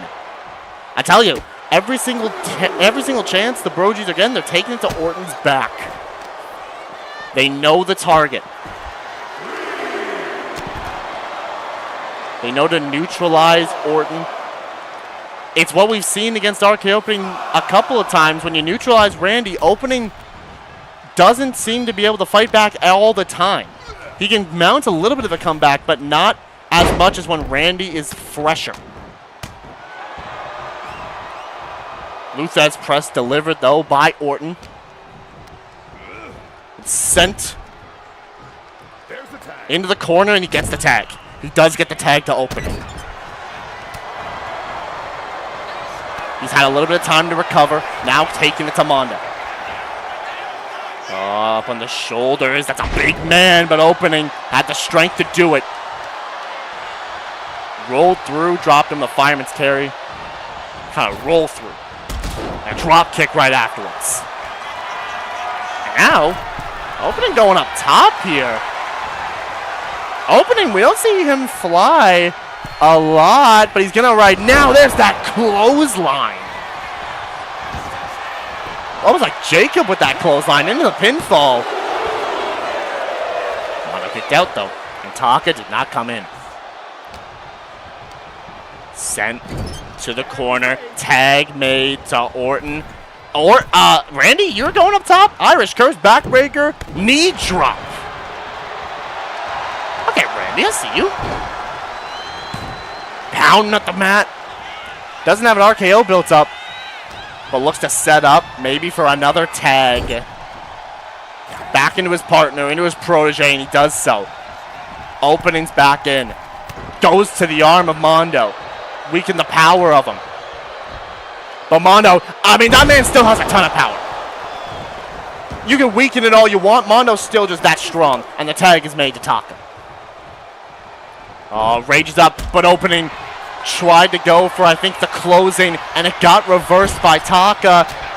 But the tag finish is also reversed. And an Irish curse backbreaker.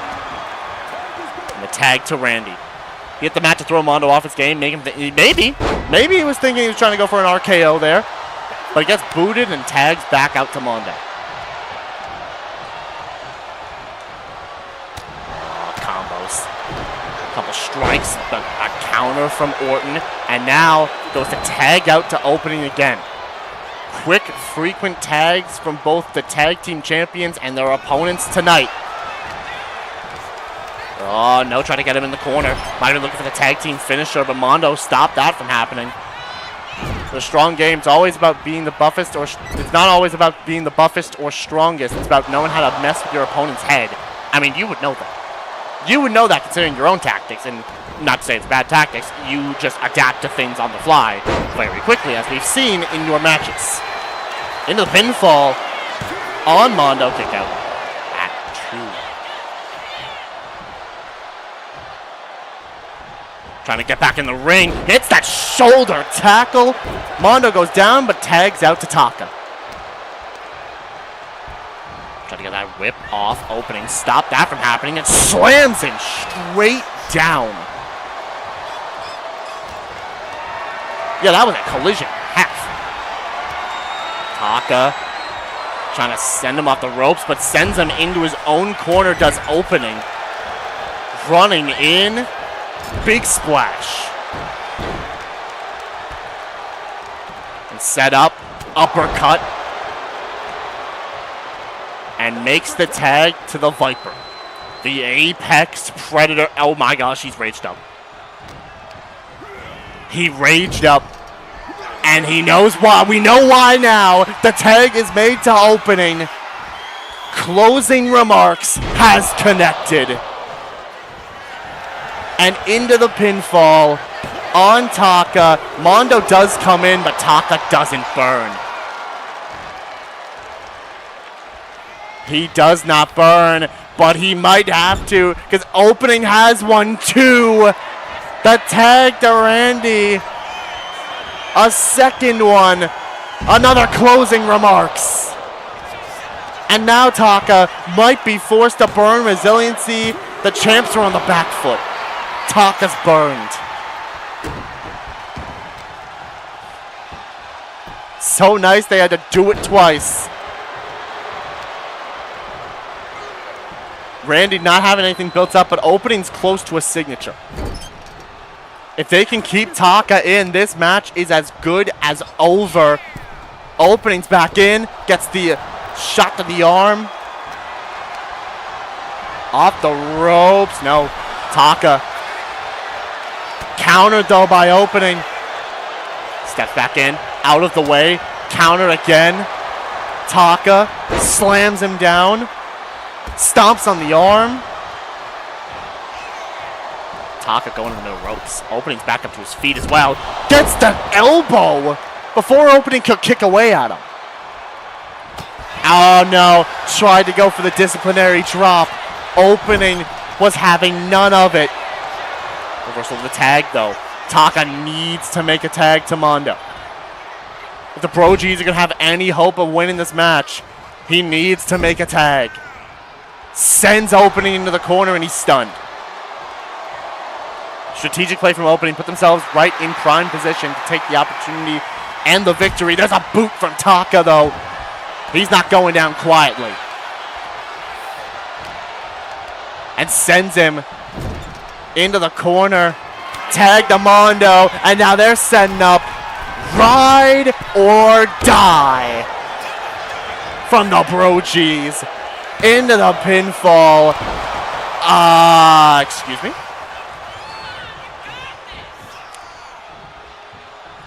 Did Opening just kick out at 1? Randy came in, but did he kick out at 1? Excuse me, opening? Well, I'll be darned. I'll be darned, man. He kicked out at 1. Oh my gosh. And now Mondo might be on the receiving end of a closing remarks because Randy's tagged back in. Power bomb, RKO, closing remarks to Mondo this time. And Taka's got to come in to break it up. Yo, opening has been on one in this match. Randy got a submission locked in. But Mondo out of it. Mondo out of it quickly. Counter though by Randy. Elbows up. Drop kick misses. Mondo sends him back into the corner. Tags in Taka. Double team from the champs. A fireman's carry. Now needing to focus on Randy. Into the cover, trying to bait opening in, but he's not even going to need to. Orton kicks out at 1.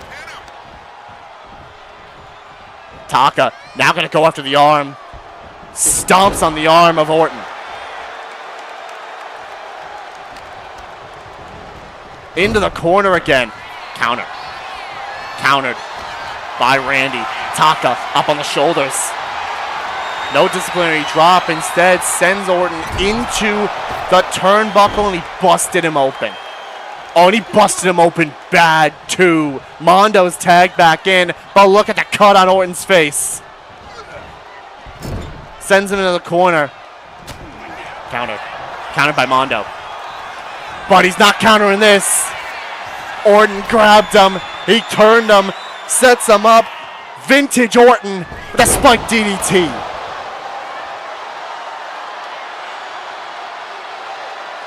The Viper in full work now. Tag to opening.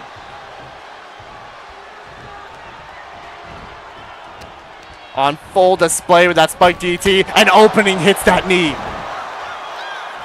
Combinations of signatures from these two. And now could be signaling for it. Looking not for the open and shut, but for the open cutter. Into the pin, and that brings in Taka.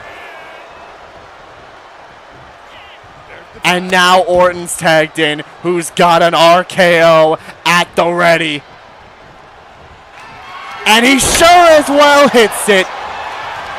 Brilliant strategy from the RKOpening. And Mondo now has to burn resiliency. Both of the BrOGs have burned. Neither of RKOpening have. Off the ropes. Big elbow. Orton sends Mondo into the corner. Tag made to opening. They might be on the verge of beating the tag team champions. They couldn't do it in triple threat style. Maybe 2-on-2 is the way to go. He's stunned. But they don't have anything built up. They exhausted everything to burn Mondo's resiliency. Gut-wrench suplex from opening. The ground and pound. No resiliency left from the champs. They got a mountain ahead of them. They want to show why they regained the belts. Opening.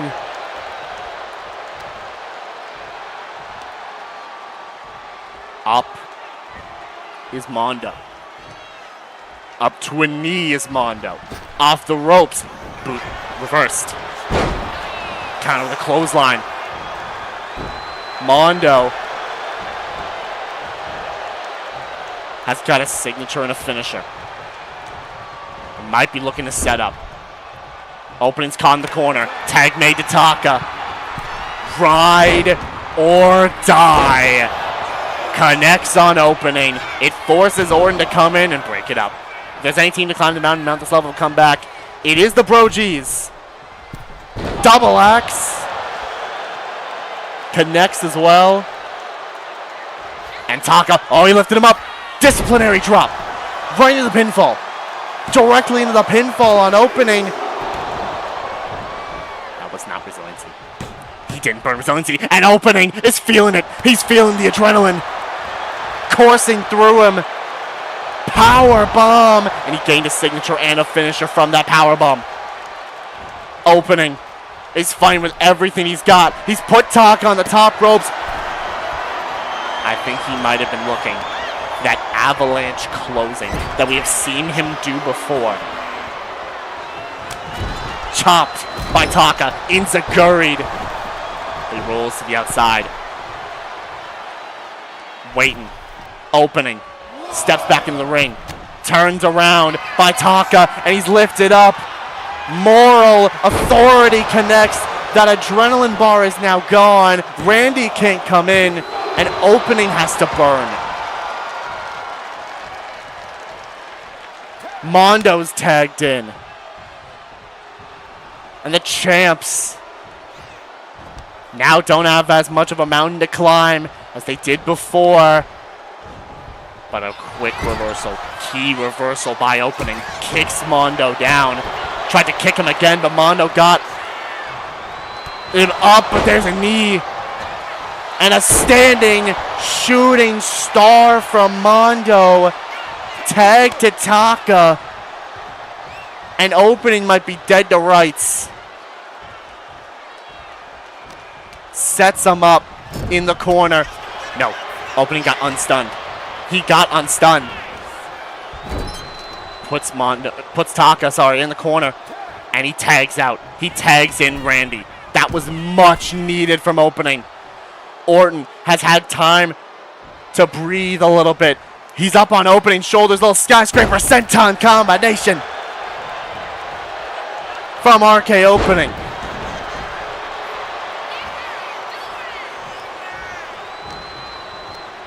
In the corner.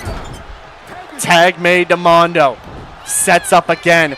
Water wheel and neck breaker. And he's got a finisher.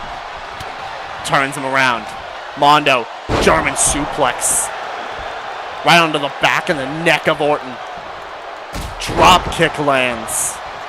And now going up. Mondo could be looking for spinning wheels. Up. And caught him. Spinning wheels. The way the BrOGs won the titles. Opening steps in. Orton kicks out. It's a battle of wits and a battle of endurance between these two teams. Taka is in. Lifted up. Mondo with the strength. Taka with a clothesline. And now it's Randy who might need to make a tag. As Taka, he's got a triangle locked in. Triangle choke locked in, but Orton's right out. He is right out of it. And sends him into the corner. Randy. Tag made. Here comes opening. Knee to the gut. Double axe handle. Taka stunned. Taka stunned. Opening. Kick to the gut. There's the closing. Pulls Taka's foot away from the ropes. Brings in Mondo. They got one last gasp. They might just have one last gasp, but might be the case for Taka as well. Sling blade.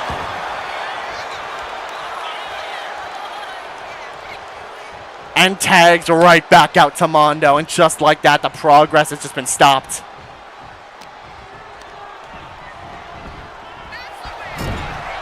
Mondo back in this fight. Opening. Needs to get him down. Needs to bring Taka in. And Mondo's getting tossed around now. Oh, reversal. Yeah, Irish whip. But Orton coming into play.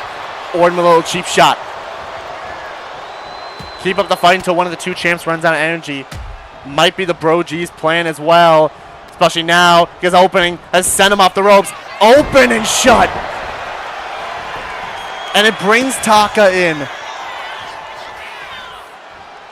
And now, opening's doing the smart thing. He's tagged out to Randy. Randy's got a signature. He's lining Mondo up. stalking him, coiling. He's coiled like a viper, and he might just end it off this DDT. Mondo's taken so much punishment in the matchup, and they have beaten the tag champs. Mondo couldn't fight anymore. RKOpening have just pinned the tag team champions.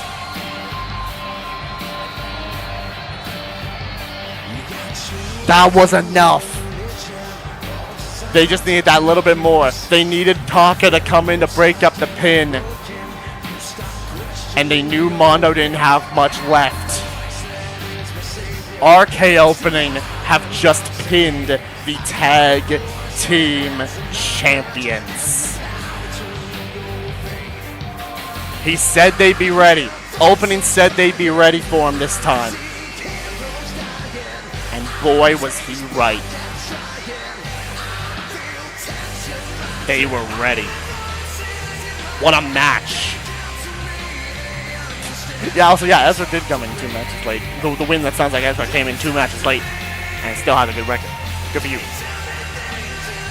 Yeah, you're not wrong, win that sounds like opening. You are not wrong. Congratulations to Opening and to Randy Orton. Hey, that might be a tag team title opportunity in the very near future. 33% of you on the BrOGs. The other percentage I won't say on RKOpening is right here. Orton puts Mondo down. He didn't need a spike DDT.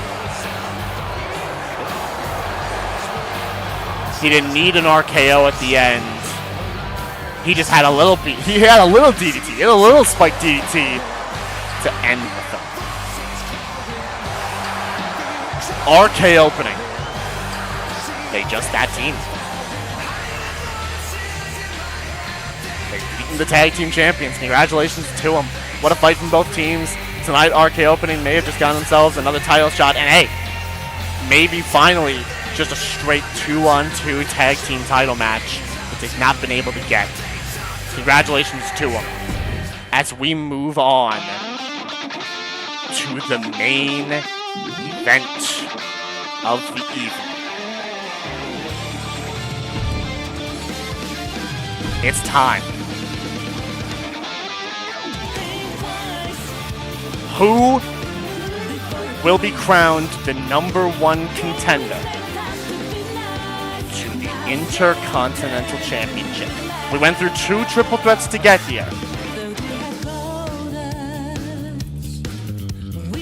Joshua beating David and Sanji, and Bron Breakker putting down Miles Morales and Rey Fenix in an absolute classic, more than likely a match of the year contender. These two, they're ready. One of them wants to face Bendy for revenge. The other wants to face Bendy to get the only championship of the Bright family they don't have yet. The only one of the Bright family not win a championship is Joshua. Can he do that by beating Bron and then beating Bendy? Let's find out in the main event tonight. Let's turn up the voltage. Modest cheering for Breakker now. Now his new stablemate in statement. And here he is. Here comes Bron Breakker.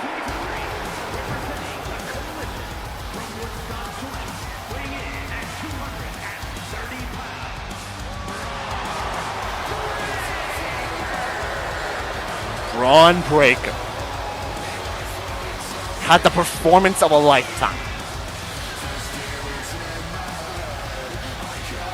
In the match of a lifetime last week, Breakker put down Miles and Phoenix to make sure that he would walk in with an opportunity for Statement to hold gold. They couldn't win the tag team championships from the Tyrant Syndicate. They couldn't get Modest the briefcase, even though Modest wasn't even part of the faction at the time. They couldn't get the tag team titles. Tartaros could very well be looking at that Vanguard Championship. Breaker has his sights set on revenge. Revenge from the demon that attacked him backstage when he was supposed to have an Intercontinental Championship #1 contenders match. Bendy attacked him along with all the other competitors to make sure to send a message to Ospreay at the time. Will Ospreay, at the time, Intercontinental Champion. And he demolished him to win the title. But here's somebody who needs this win for his family. It's Joshua Bright. Joshua. He's seen his father become champion. Inaugural champion, no less. He's seen his sister become champion. Inaugural champion, no less. He is the only one that has not become a champion. And while he can't be the inaugural Intercontinental champion, he could finally be able to do it. Yeah, no statement, no Brights. No Cassius and Estelle. No Modest. No Tartaros. No Akihiko. Modest saying, I'll say Bron might not be at 100% after that last match. I mean, I don't think anyone from that match is. Joshua's been on a run of a lifetime, overthrowing dice. And what came after... Okay, well, I'm not going to just call him fraud dice. That's crazy. And what came after, but Breaker, a victim of Bendy, has revenge at his fingertips. Can he gain that revenge tonight against Joshua? Let's find out in the main event right now. And Breaker's exploded off the gate. Breaker exploding out the gate with a clothesline, but Joshua responding in kind. It's a matter of power and speed versus agility in Joshua, and now trying to go for a submission. Something else that Joshua is well known for, those submissions that bracers hold. The Breaker now maybe trying to use the power game as they're chaining up. I mean, he would be unless Joshua's pushing him to the corner for some reason. Ow! Kick to the gut from Breaker. Saying, just because you got me in the corner does not mean I'm going to take this easy on you. Pushes him into the corner himself. And he punches him in the corner as well, saying, come on, bring it on. Show me why you are your father's son. Show me why you are capable of challenging for the Intercontinental Championship. Because right now, Breaker is making sure that Joshua learns. Oh, slams him down there. And here's the thing we know about Joshua. He learns on the fly. He's a thinking man's fighter, as Moon said. No secret, he's got a tendency to research everything about his opponents. He thinks on the fly in matches. He knows how to shift momentum into his favor quickly, but he might not be able to quickly enough if Breaker can just amount the pressure that he has. Tosses Joshua away. Joshua's got to think fast against somebody like Breaker because he might just move faster. Off the ropes, underneath, over top, and a knee from Bron. And a punch to the gut right afterwards. Combinations. No counter. Counter by Joshua. Couple shots to the leg. And now looking to fly. Moonsault. Standing variety sends Breaker down. Now stomping on him. Stomping on him again. Joshua stomping on the gut of Breaker. Knows he's got to put all the pressure he can if he wants to keep this dog down.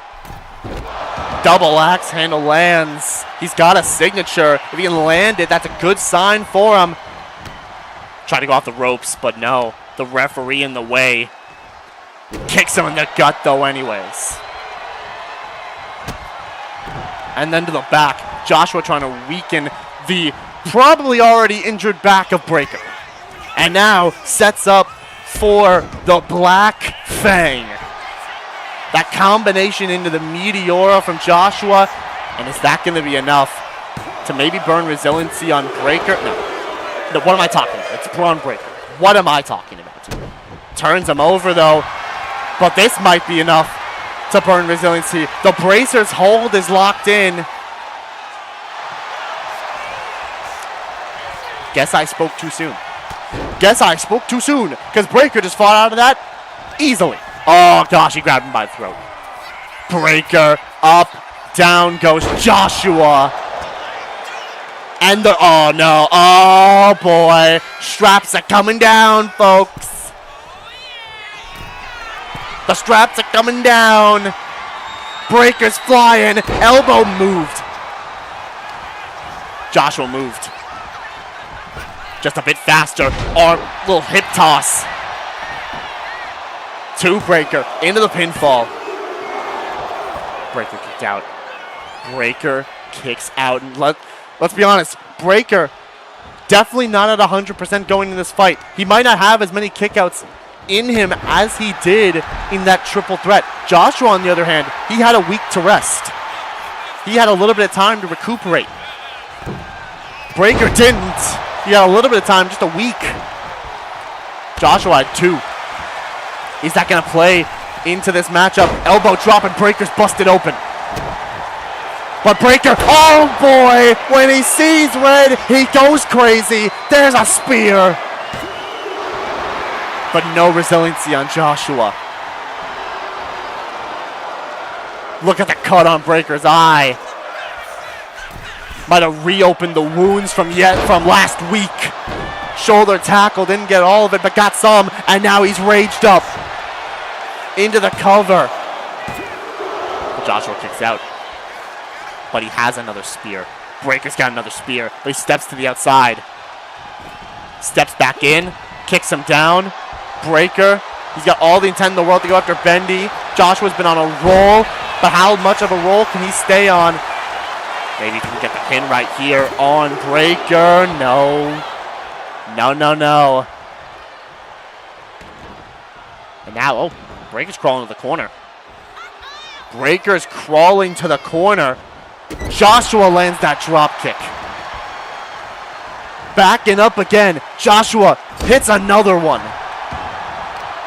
And now he's got a finisher. He's got a signature. Breaker is dazed and confused. Joshua turns him over.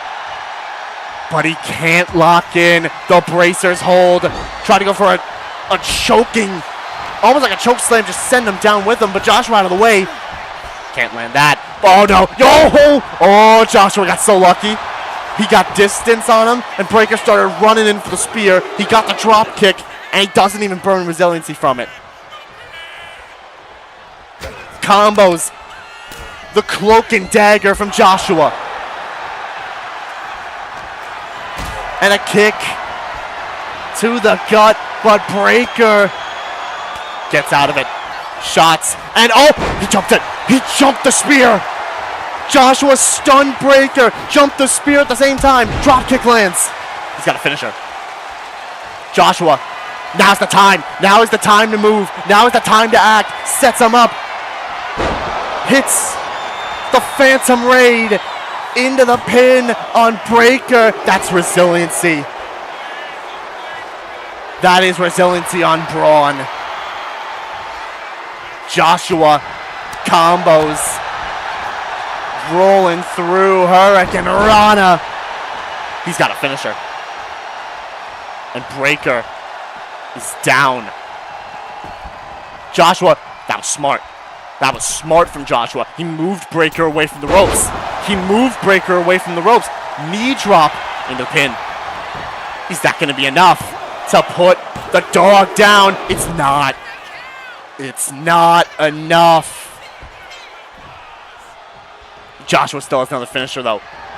Kick to the gut again. This time, he hoists some power bomb.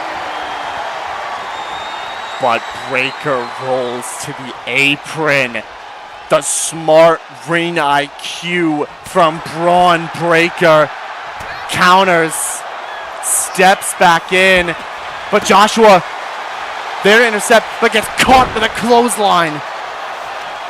Breaker grabs him. Joshua might have been limp for a second. but he's getting back up. He's getting back up. Breaker combos of his own. Puts him on the ropes. Off the ropes. Clothesline doesn't land. Clothesline doesn't land, but Joshua was still running those ropes. Hits the neck breaker to build a little bit of momentum from it. And Joshua, he's got him. He's got him set up. Joshua, center of the ring. Bracers hold. Locked in on Breaker. He's nowhere near the ropes. Breaker's in trouble. He's fading fast. Bron Breaker has to tap out. Taps out to Joshua Bright. And he does it. Joshua is the #1 contender to the Intercontinental Championship. He did it. He's got a chance to do what the rest of his family did. He could be the last of the Brights to earn a championship. Breaker had him dead to rights with a spear, and he went for a second one. Albeit, I'm sure that would have burned resiliency on Joshua if he hit the second one. But Joshua, just like Lancer did against Undyne last week, he leapt the spear. He leapt over top of the spear to stop Breaker in his tracks. And with a bracer's hold, right here, Bron couldn't fight anymore. Had no choice but to tap out.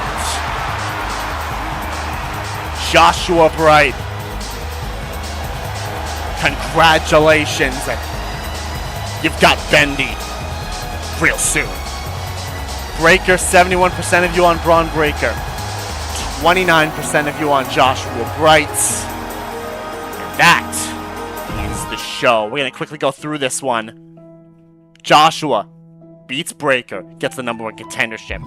Opening and Orton, they might have just received themselves a tag team championship opportunity themselves against the BrOGs as they get the win over Mondo and Taka. Chun-Li puts away Stephanie Vaquer, but Arrow made an appearance saying, hey, maybe your championship reign is on borrowed time, courtesy of me. Ashi and Flair, Fire and Desire, they beat the champions. They didn't pin him or submit him, though. They won by countout. Flair counted now out. It's a win for Ashi and Flair, but not the cleanest of wins. This was just a massacre. This was just a massacre.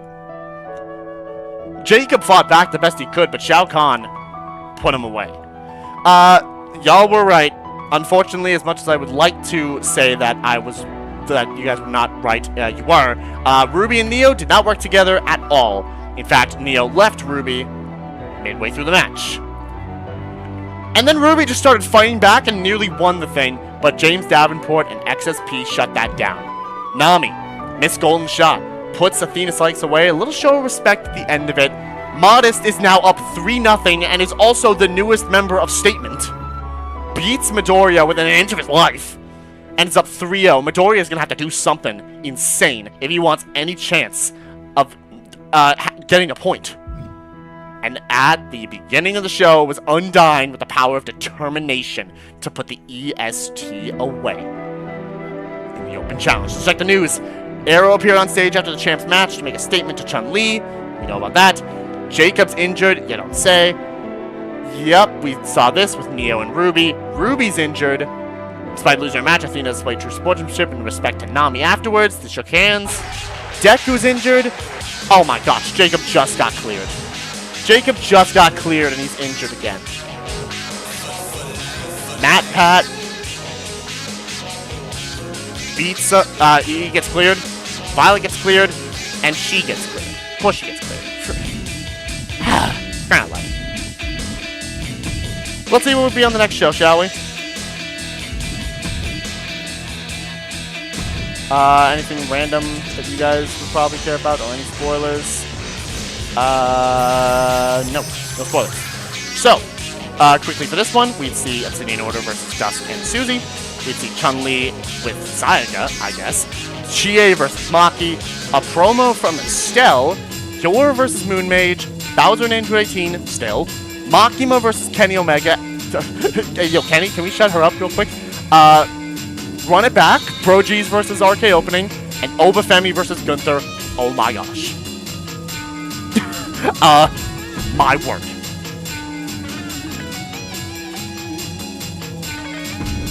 That would be kind of mental.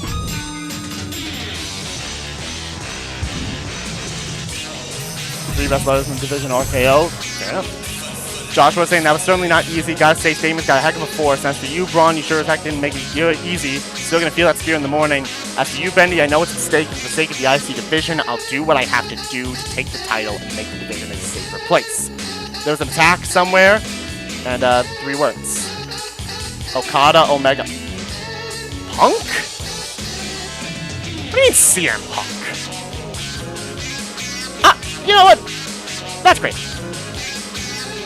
What we got here on the show for this one? Oh, okay. Dang, okay. Alright, this is a show and a half. Holy moly. Undyne versus Sayaka versus Stephanie Vaquer. Undyne and Sayaka. Dang. Punk was just there? Oh. Just okay, well that's Punk for you. Of course he's insulted too. Ruby versus Jade. Interesting. Oh. Yo, Joshua, you won't need to take care of your dad after that one. Obafemi versus Cassius Bright. Holy moly. Cammy versus Moon Mage. A banger. Nami and Athena? To team up against Pretty Lethal? Okay. They really just want to do this matchup. Bowser versus Android 18. The tag team champions against Makima and Suzy of Control. Not Android 18. Because of this. Chun-Li versus Liu Kang. Oh, that's insane. That'd be fun. Bayonetta and Estelle Bright, your main event of the evening. Let's check the not the thumbnail. Let's check the power rankings. Okay, nothing to be spoiled about. So we see James Davenport at number 20, Ezra 19, 18 Sayori. We got Ringmaster, Liu Kang, Spider-Gwen, Bendy, Uncle Iroh, Taka, Jack, Undyne, Ashi, Reiko, Chun-Li, Braun Breaker, Shao Kahn at 5, XSP 4th, Opening 3rd, Modest 2nd, and Joshua Bright at number 1. Well deserved. That's the end of the show. Y'all can go out of character, and I'm gonna just make the announcement quickly because I actually have to get myself going. So, as I'm gonna go ahead and just keep the music going, because you know what? I'm just gonna keep the music going. Why not? Anyways, pay-per-view. I'm gonna announce it right now, and we're gonna do it fast. Y'all, we got upcoming pay-per-view real soon at the end of August. Literally, last weekend of August, August 30th. We'll present our SummerSlam equivalent pay-per-view. I don't have the logo for it yet, but it's coming soon. GWE will present Midnight Heat. At the crack of midnight, will the heat be on for the king and the monarch of the ring, and the ringmaster, and in Arrow, as they will get their shots then. Arrow versus Chun-Li, and the ringmaster versus Uncle Iroh. That's all I can confirm right now. Stay tuned for later. As well, we will see that 30 intergender person gauntlet eliminator for the Vanguard Championship. That will be held there as well. You're not going to want to miss it. That's coming up on August 30th. So I'll see you next week for another edition of Monday Night Voltage, where we will build even further to Midnight Heat. Thanks for tuning in. I'll see you next week.